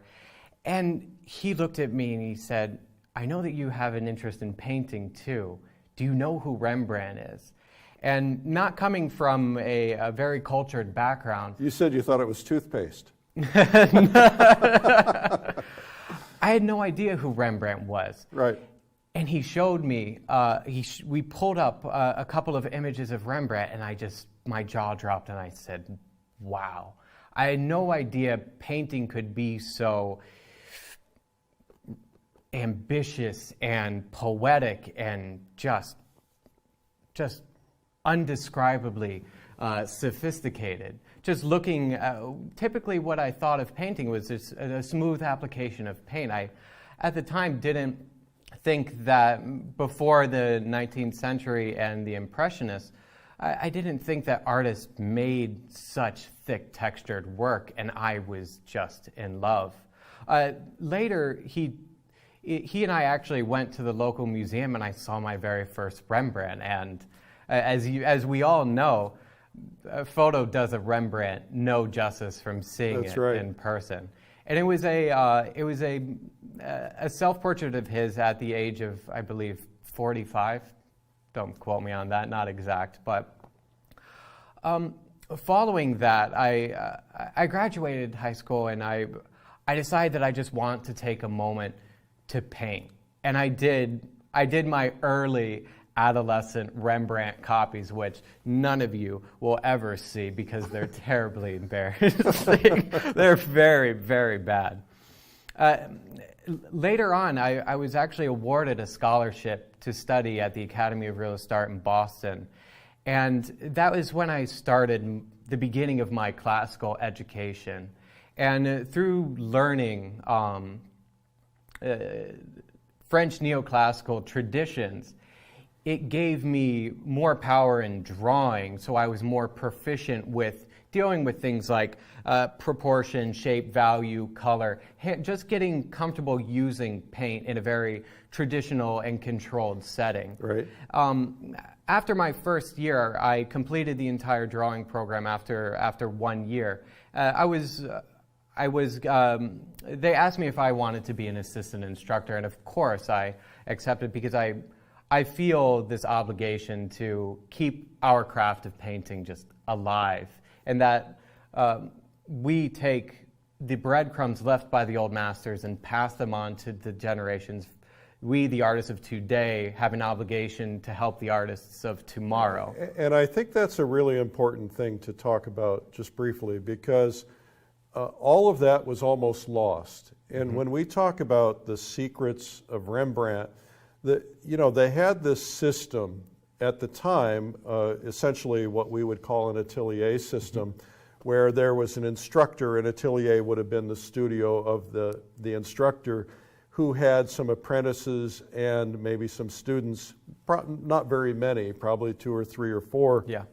And then they would teach them everything they would know over a 3 or 4 or 5 year period of time, and then continue to stay in touch with them throughout their lives. And then those people would start their own studios and start training people. And that has gone on for 350 or 400 years.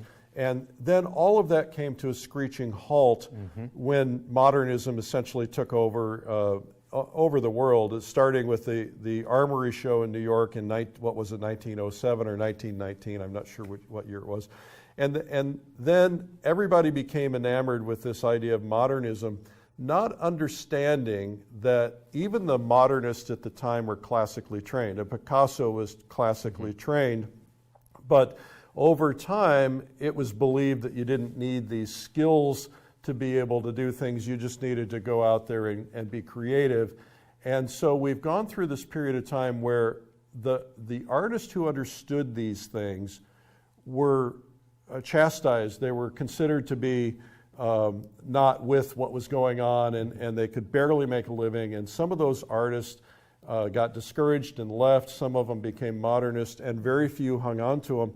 And really there were threads, mere threads of just a few artists who carried it forward. And thankfully, because there's been interest while these people were still alive, we're now seeing young people like you who are picking up this stuff that's been passed on for hundreds of years and was almost lost.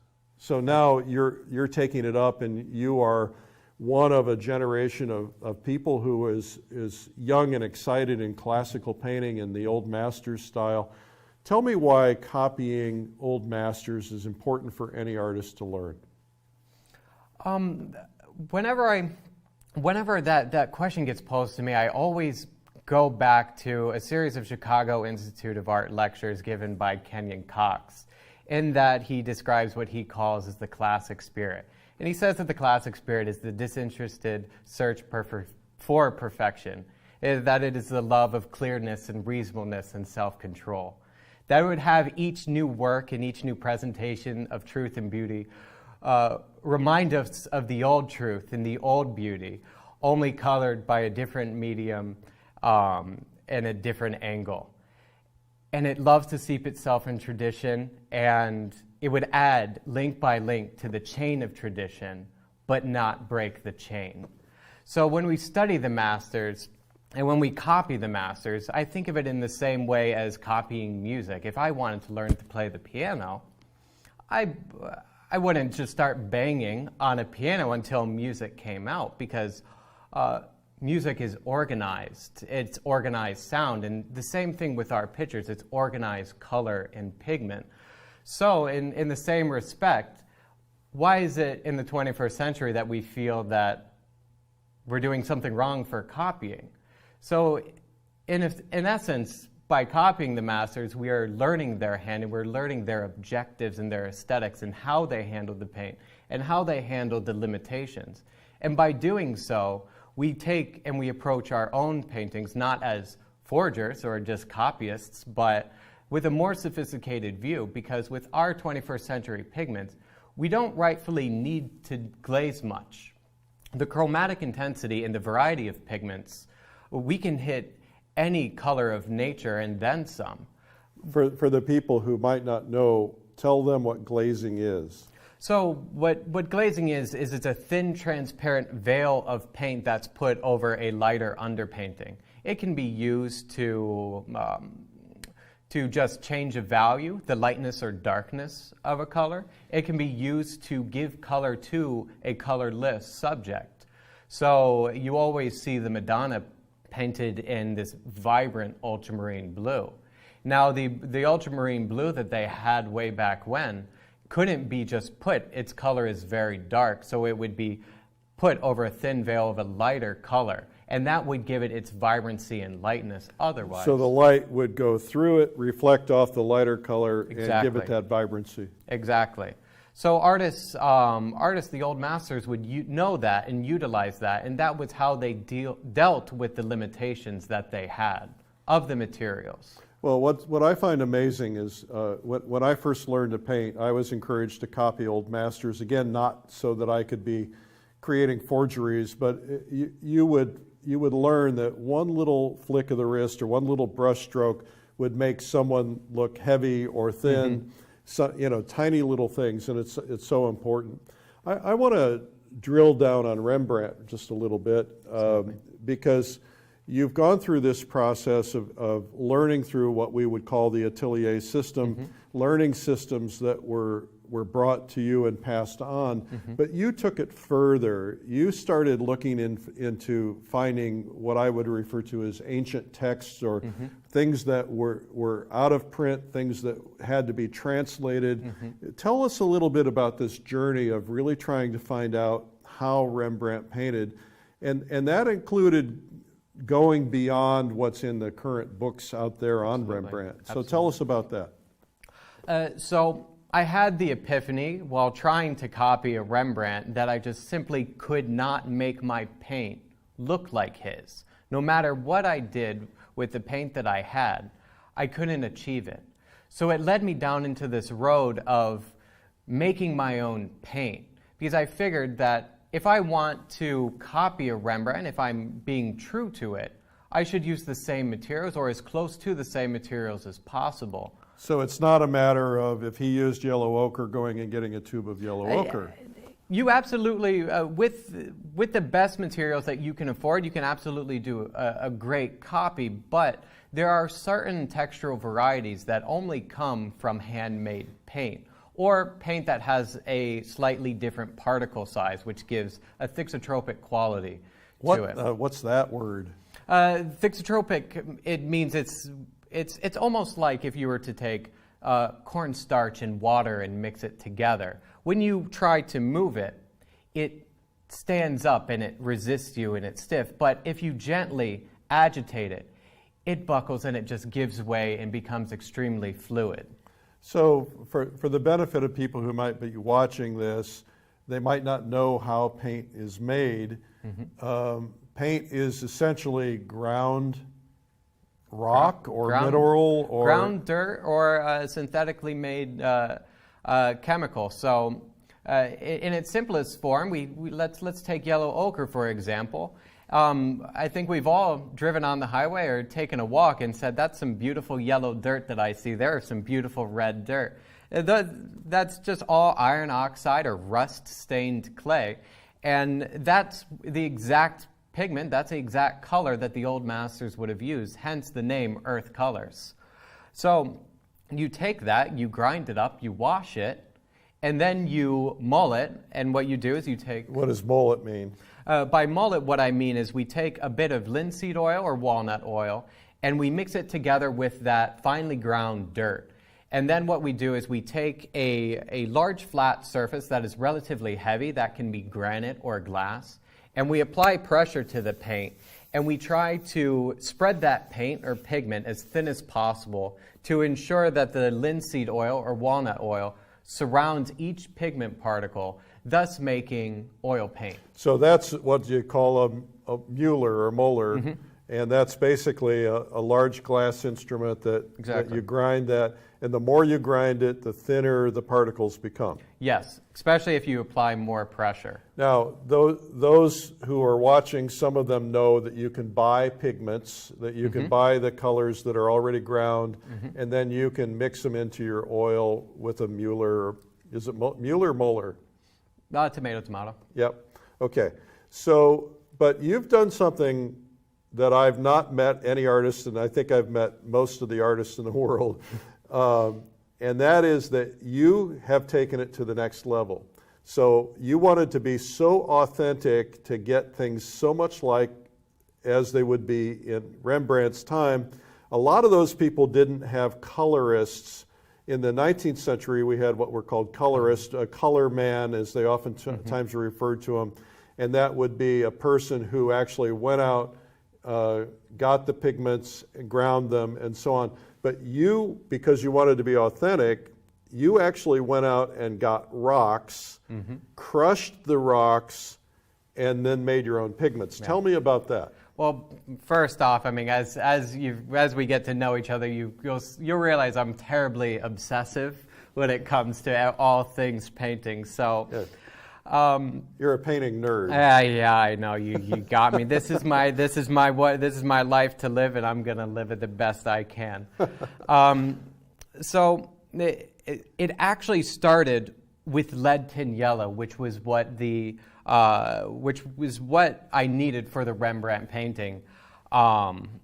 So what lead tin yellow is it's a mixture of a lead and tin, obviously, and it's heated to about 500 to 600 degrees for hours on end. And at the time, I didn't have much money to pay for these things. And in my small Boston home, this is terrible, by the way, I got a jewelry kiln that its max temperature was the temperature that it would need.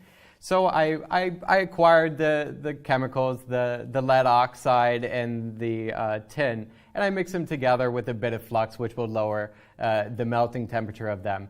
And I took an extension cord, took it outside. I plugged in the jewelry kiln with my little crucible, and I successfully made lead tin yellow. And that was the very first spark that made me say, if I can make this one's a lot harder than crushing a rock. So I just started to acquire lapis from Afghanistan, ochre from Morocco or Cyprus, and crush it up in a mortar and pestle and wash and levigate the pigment. Now, levigating a pigment is you wash it and then you pour off the excess, and because the largest particles will sink fast in the water, the ones that are smaller will still stay suspended in the water. So you, in effect, can get smaller homogeneous particle size just by levigating the pigment, and then you can continue to grind the colors down more and more as you see fit. But, you know, after that, I mean, it just, one thing led to another, and we were talking earlier about Rembrandt and some of the old treaties. At a certain point, Google could only tell me so much, and I could only find so much at Barnes & Noble. I started looking towards the older treaties, 16th, 17th, 18th century treaties that chemist Colorman had written just on the colors, on how to process them and what some of the pros and cons of each color were. Because earlier we were talking about simplifying the Rembrandt's process, and one of my favorite quotes that I stumbled across in a 15th century treatise on the craft of painting is that the craft of painting is comprised of three parts.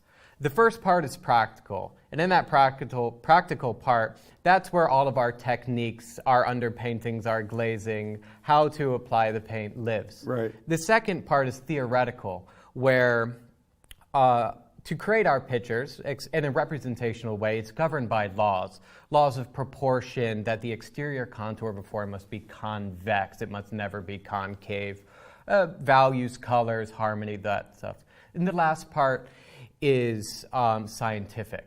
And that's where the whole craft of making paint and studying those particles of paint and creating the actual pigment lives.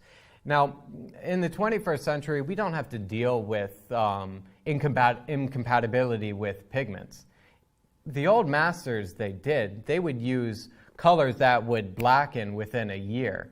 Even genuine vermilion will blacken if it comes into contact with any chlorine, and we sweat sodium chloride. So some of the darkening in red painting and paintings where there's vermilion red are actually caused from, they would say, gallery dust landing on an unvarnished picture, and then it would blacken. So artists back then knew about the scientific part, what pigments were compatible with each other. Because certain pigments, when you mix them on their own, there's nothing wrong with them and the pigment will be very permanent. But if you dare mix it with something else, it becomes incredibly fugitive. A chemical reaction takes place, or it may decrease the light fastness of it.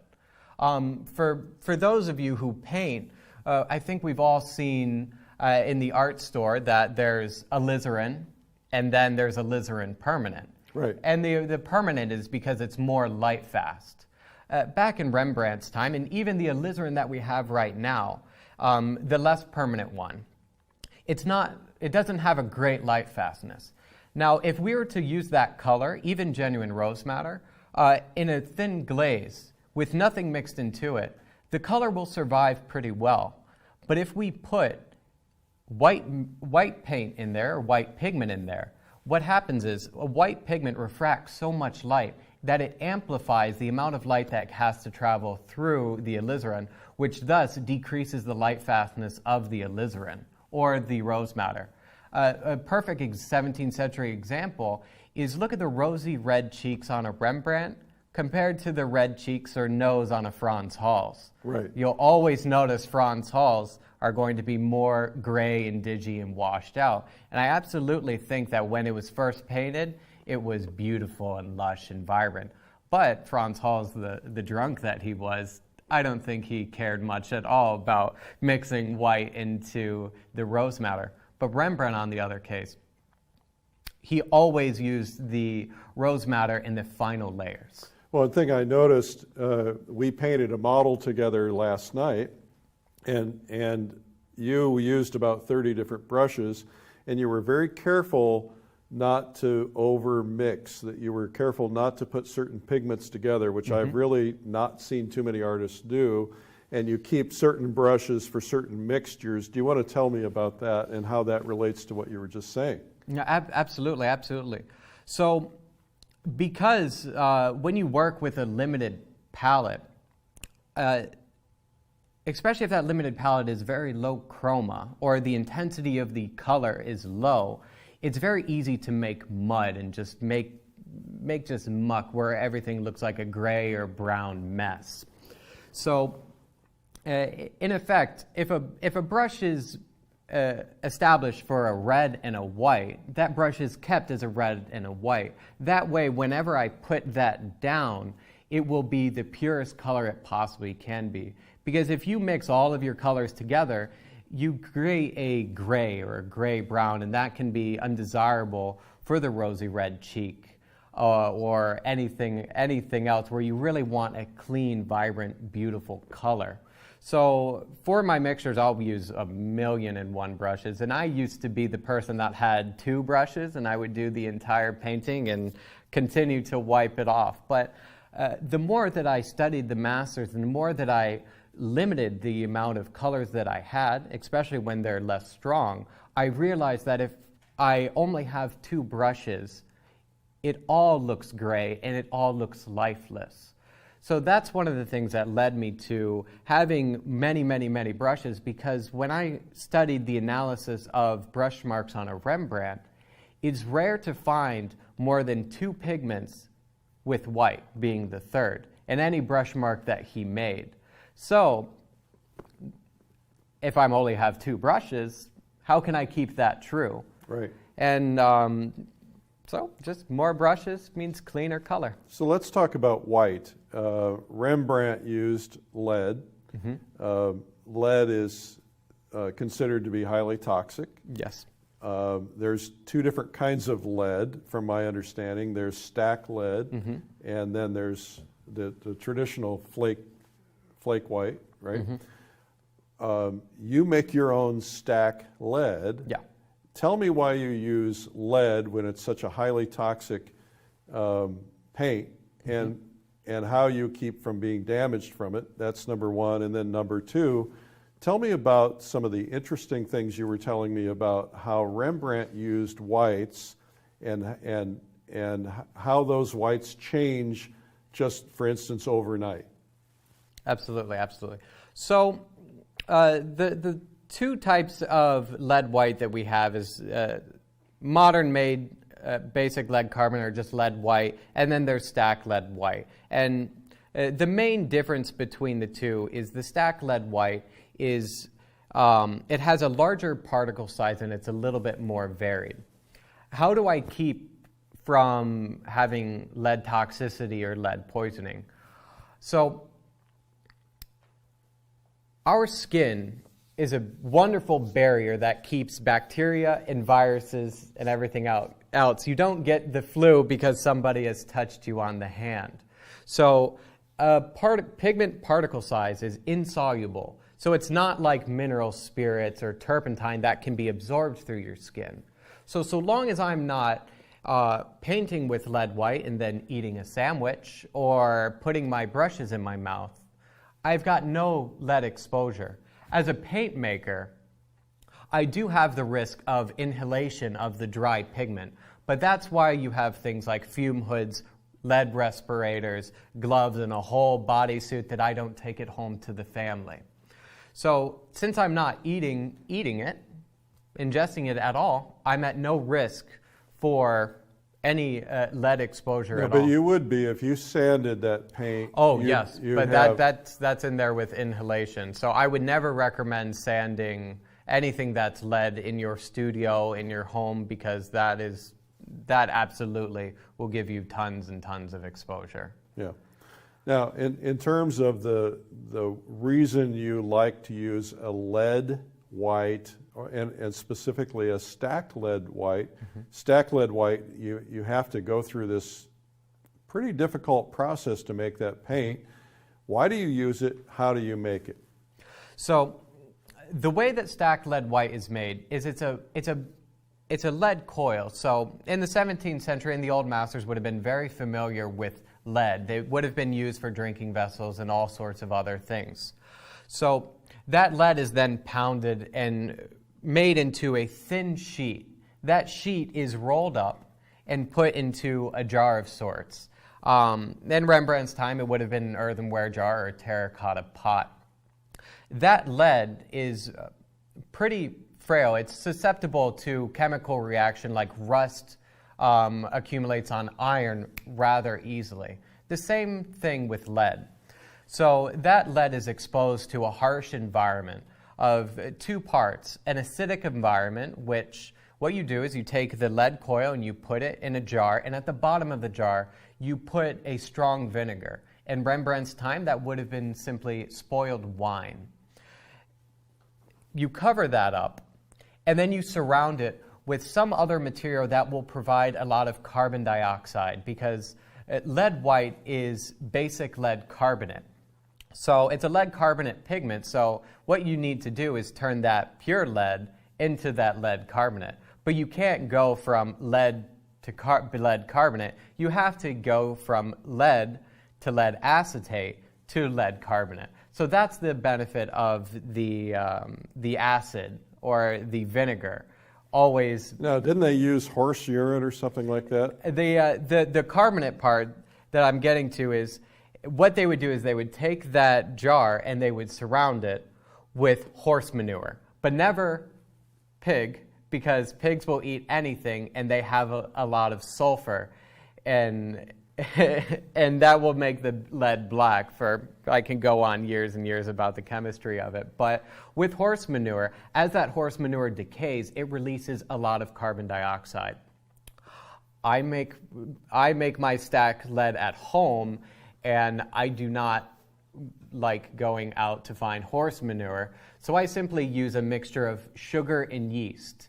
And the sugar and yeast will provide a clean source of carbon dioxide. And I keep the lead coils in this environment for about 3 months. And at the end of it, it looks like a flaky white mass that you can just crumble with your hands. And then you just scrape it off of the lead? The lead is gone. Oh, the lead is completely gone. That piece is completely converted to what would be pigment. Yep, absolutely. And then it's just washed, ground, and made into paint. So what is it about lead that is so wonderful to paint with?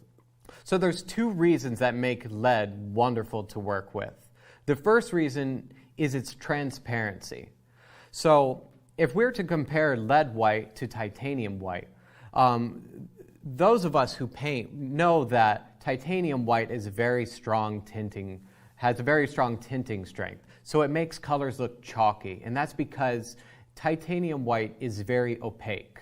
Lead white is more transparent, which means in mixtures, it plays better. It keeps our colors vibrant, lush, and beautiful. And that's really beneficial to any painter, to not make our colors drab and lifeless. The second reason is its physical characteristics. So stacked lead white, having that varied particle size, has that thixotropic quality to it. Now, when you agitate it, it gives way and it loosens up. But it also holds on to itself, and it has this wonderful ropey quality to it. So Rembrandt, in his older years, you look at the whites and the highlights, they're thick and caked on, and you can tell they have a lot of body to them. Is that essentially what he was doing? Absolutely. I mean, there are certain additions like silica, ground glass, or chalk that could have been put into the paint to beef it up and to increase its transparency. But for the most part, it would have been primarily made out of lead white.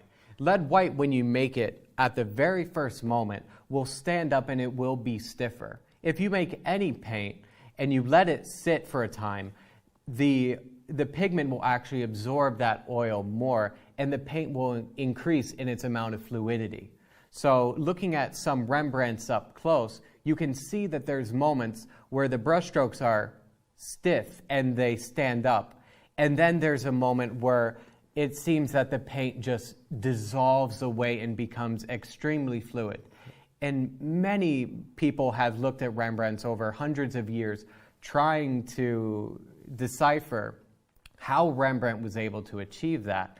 And from a personal standpoint, I think that the paint does not lie. And with enough experience making paint every day for years on end, you get to get a better idea of what the working methods were of the old masters who had an apprentice or personally had to do that themselves.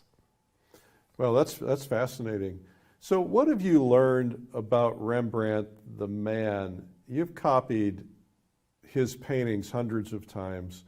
You've studied his students. You've studied so much about the technique. Is there anything that you think that you've picked up about Rembrandt that you think would be especially important to share? Technique and personal life-wise, or just anything that maybe you were surprised by as you were doing your research? This is going to be a funny thing, but don't overspend and don't take on more students than you can take, otherwise you'll wind up bankrupt. Patience. Patience, patience, patience. Rembrandt was incredibly patient, and he labored and he loved the surface of his painting. And to his own status detriment.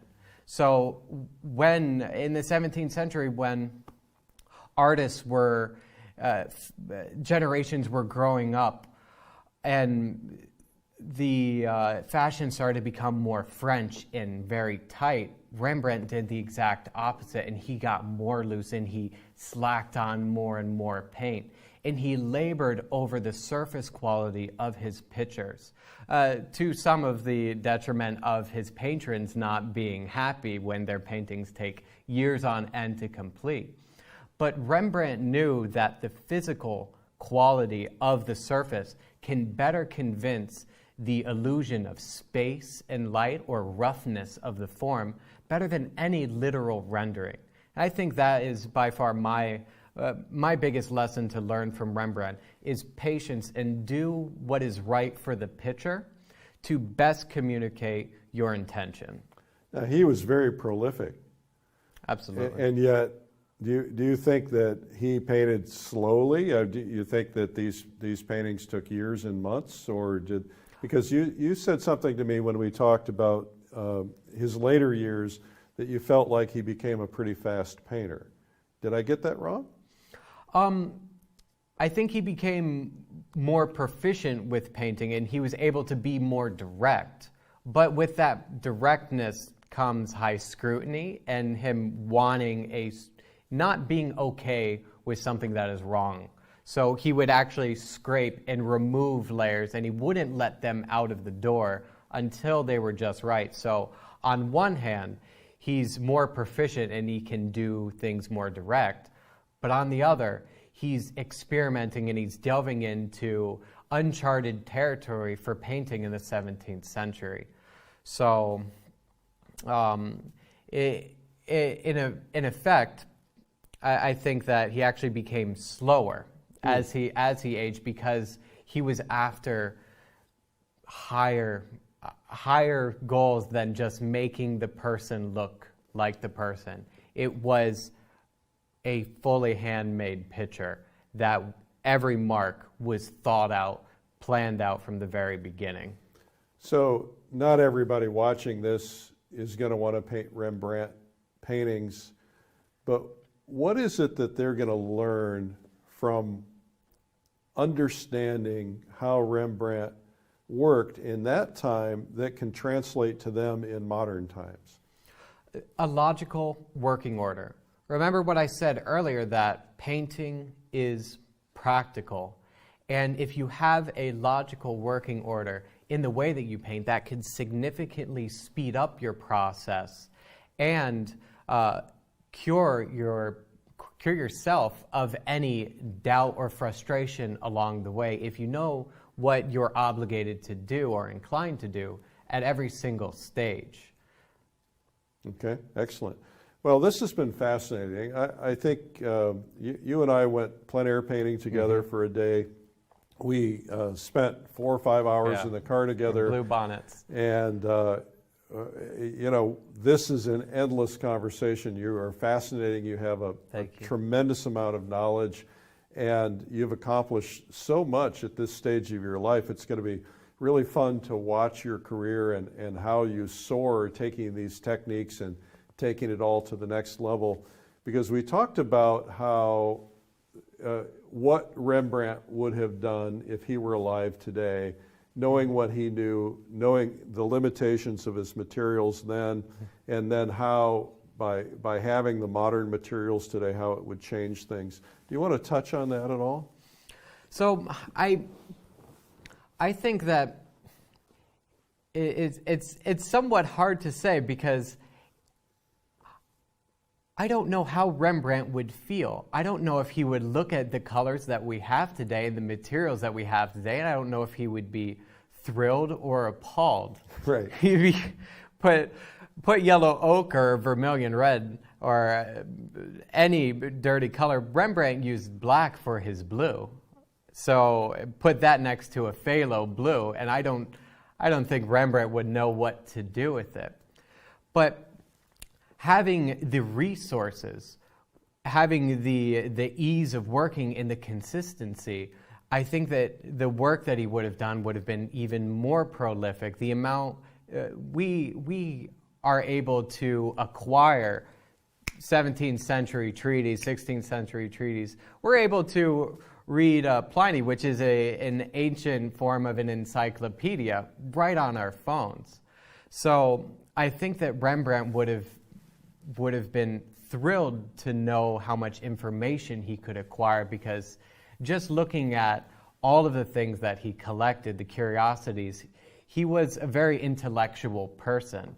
In regards to materials, I'm not sure how he would feel if he were able to have every array of brush and every pigment and color that he could possibly imagine. But I think he would be thrilled at the consistency and the amount of information that he could acquire. One thing I noticed is that you are actually using some brushes that are very old, that were made out of goose. A goose feather ferrule. They're wire-tied brushes with a goose feather holding together the hairs. And is that what Rembrandt would have used? Yep. So at that time, remember the 17th century painters only had round brushes.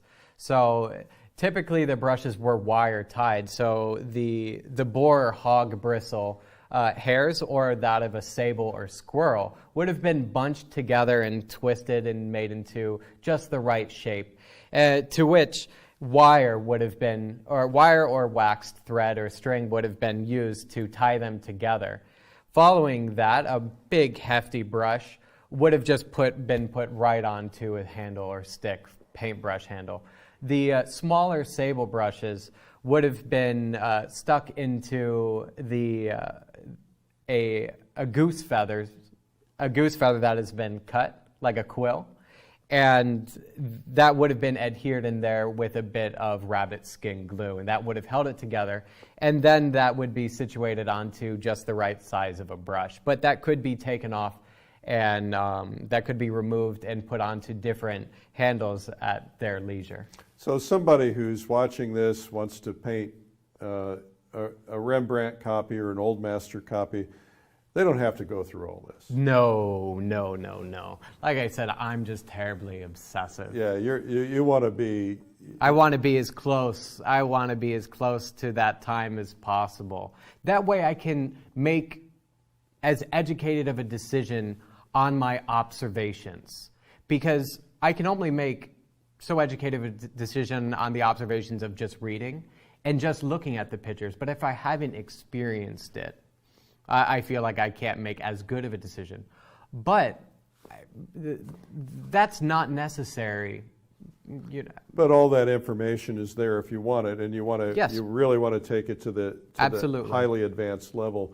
Let's talk about outdoor painting. Rembrandt did some incredible landscapes. Do you think that he did anything on location? Was it merely sketching? Do you think that he actually took some ground pigments with him and painted on location? Do you have any sense of that? I think the high majority of them would have been done in the studio. So he every day would go out and draw, do an etching or do a drawing of ink or with graphite or metal point, lead point. His paintings out of doors do not, they're created, they are thought out pictures. The light effect in them is not natural the way we see light out of doors. So I think that he compiled a lot of his information from his sketches into his paintings for landscape pictures. And you said to me that he would lay down lead white in his skies, I think initially, to make sure that his skies were vibrant. Vibrant, exactly. And to which he would then cover with the best blue pigment that he had available to him.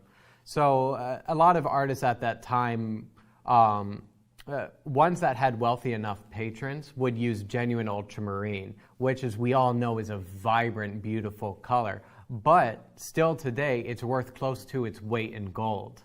And I don't foresee Rembrandt using much of genuine ultramarine on just a landscape. So he would use other colors that were slightly transparent but had a nice vibrant blueness to them. One of them being cobalt-doped glass or smalt. So that's just like the blue glass that we have in a bottle. And that was that blue frit was ground up into a very coarse particle size. The same thing with azurite, which is a copper-based silicate pigment that has the same type of blueness. But Rembrandt would have known that that would green over time. So if you see a Rembrandt sky and it looks a little bit green, that could be attributed to the azurite turning or the oil yellowing over time. Right. But artists at that time knew the limitations of their paint and would make concessions to make their chroma of their colors more vibrant by having those brighter underpaintings. Great. Well, Eric, this has been fascinating. Thank you so much for being on. Pleasure. My name's Eric Rhodes, and you've been watching Interviews with the Artist. And thanks again to Eric Johnson. And we're going to be watching you and watching what you're doing with your career, but your work is blowing me away. Looking at the Rembrandt study that I just saw you paint and seeing the original, having seen the original, I can't tell a difference. Thank you. So no forging now. No forging. All right. All right. Thank you, everyone, for watching. That was Eric Johnson and Rembrandt Secrets Revealed. You can learn more about that at lilyartvideo.com. Thanks for watching today. I'm Eric Rhodes.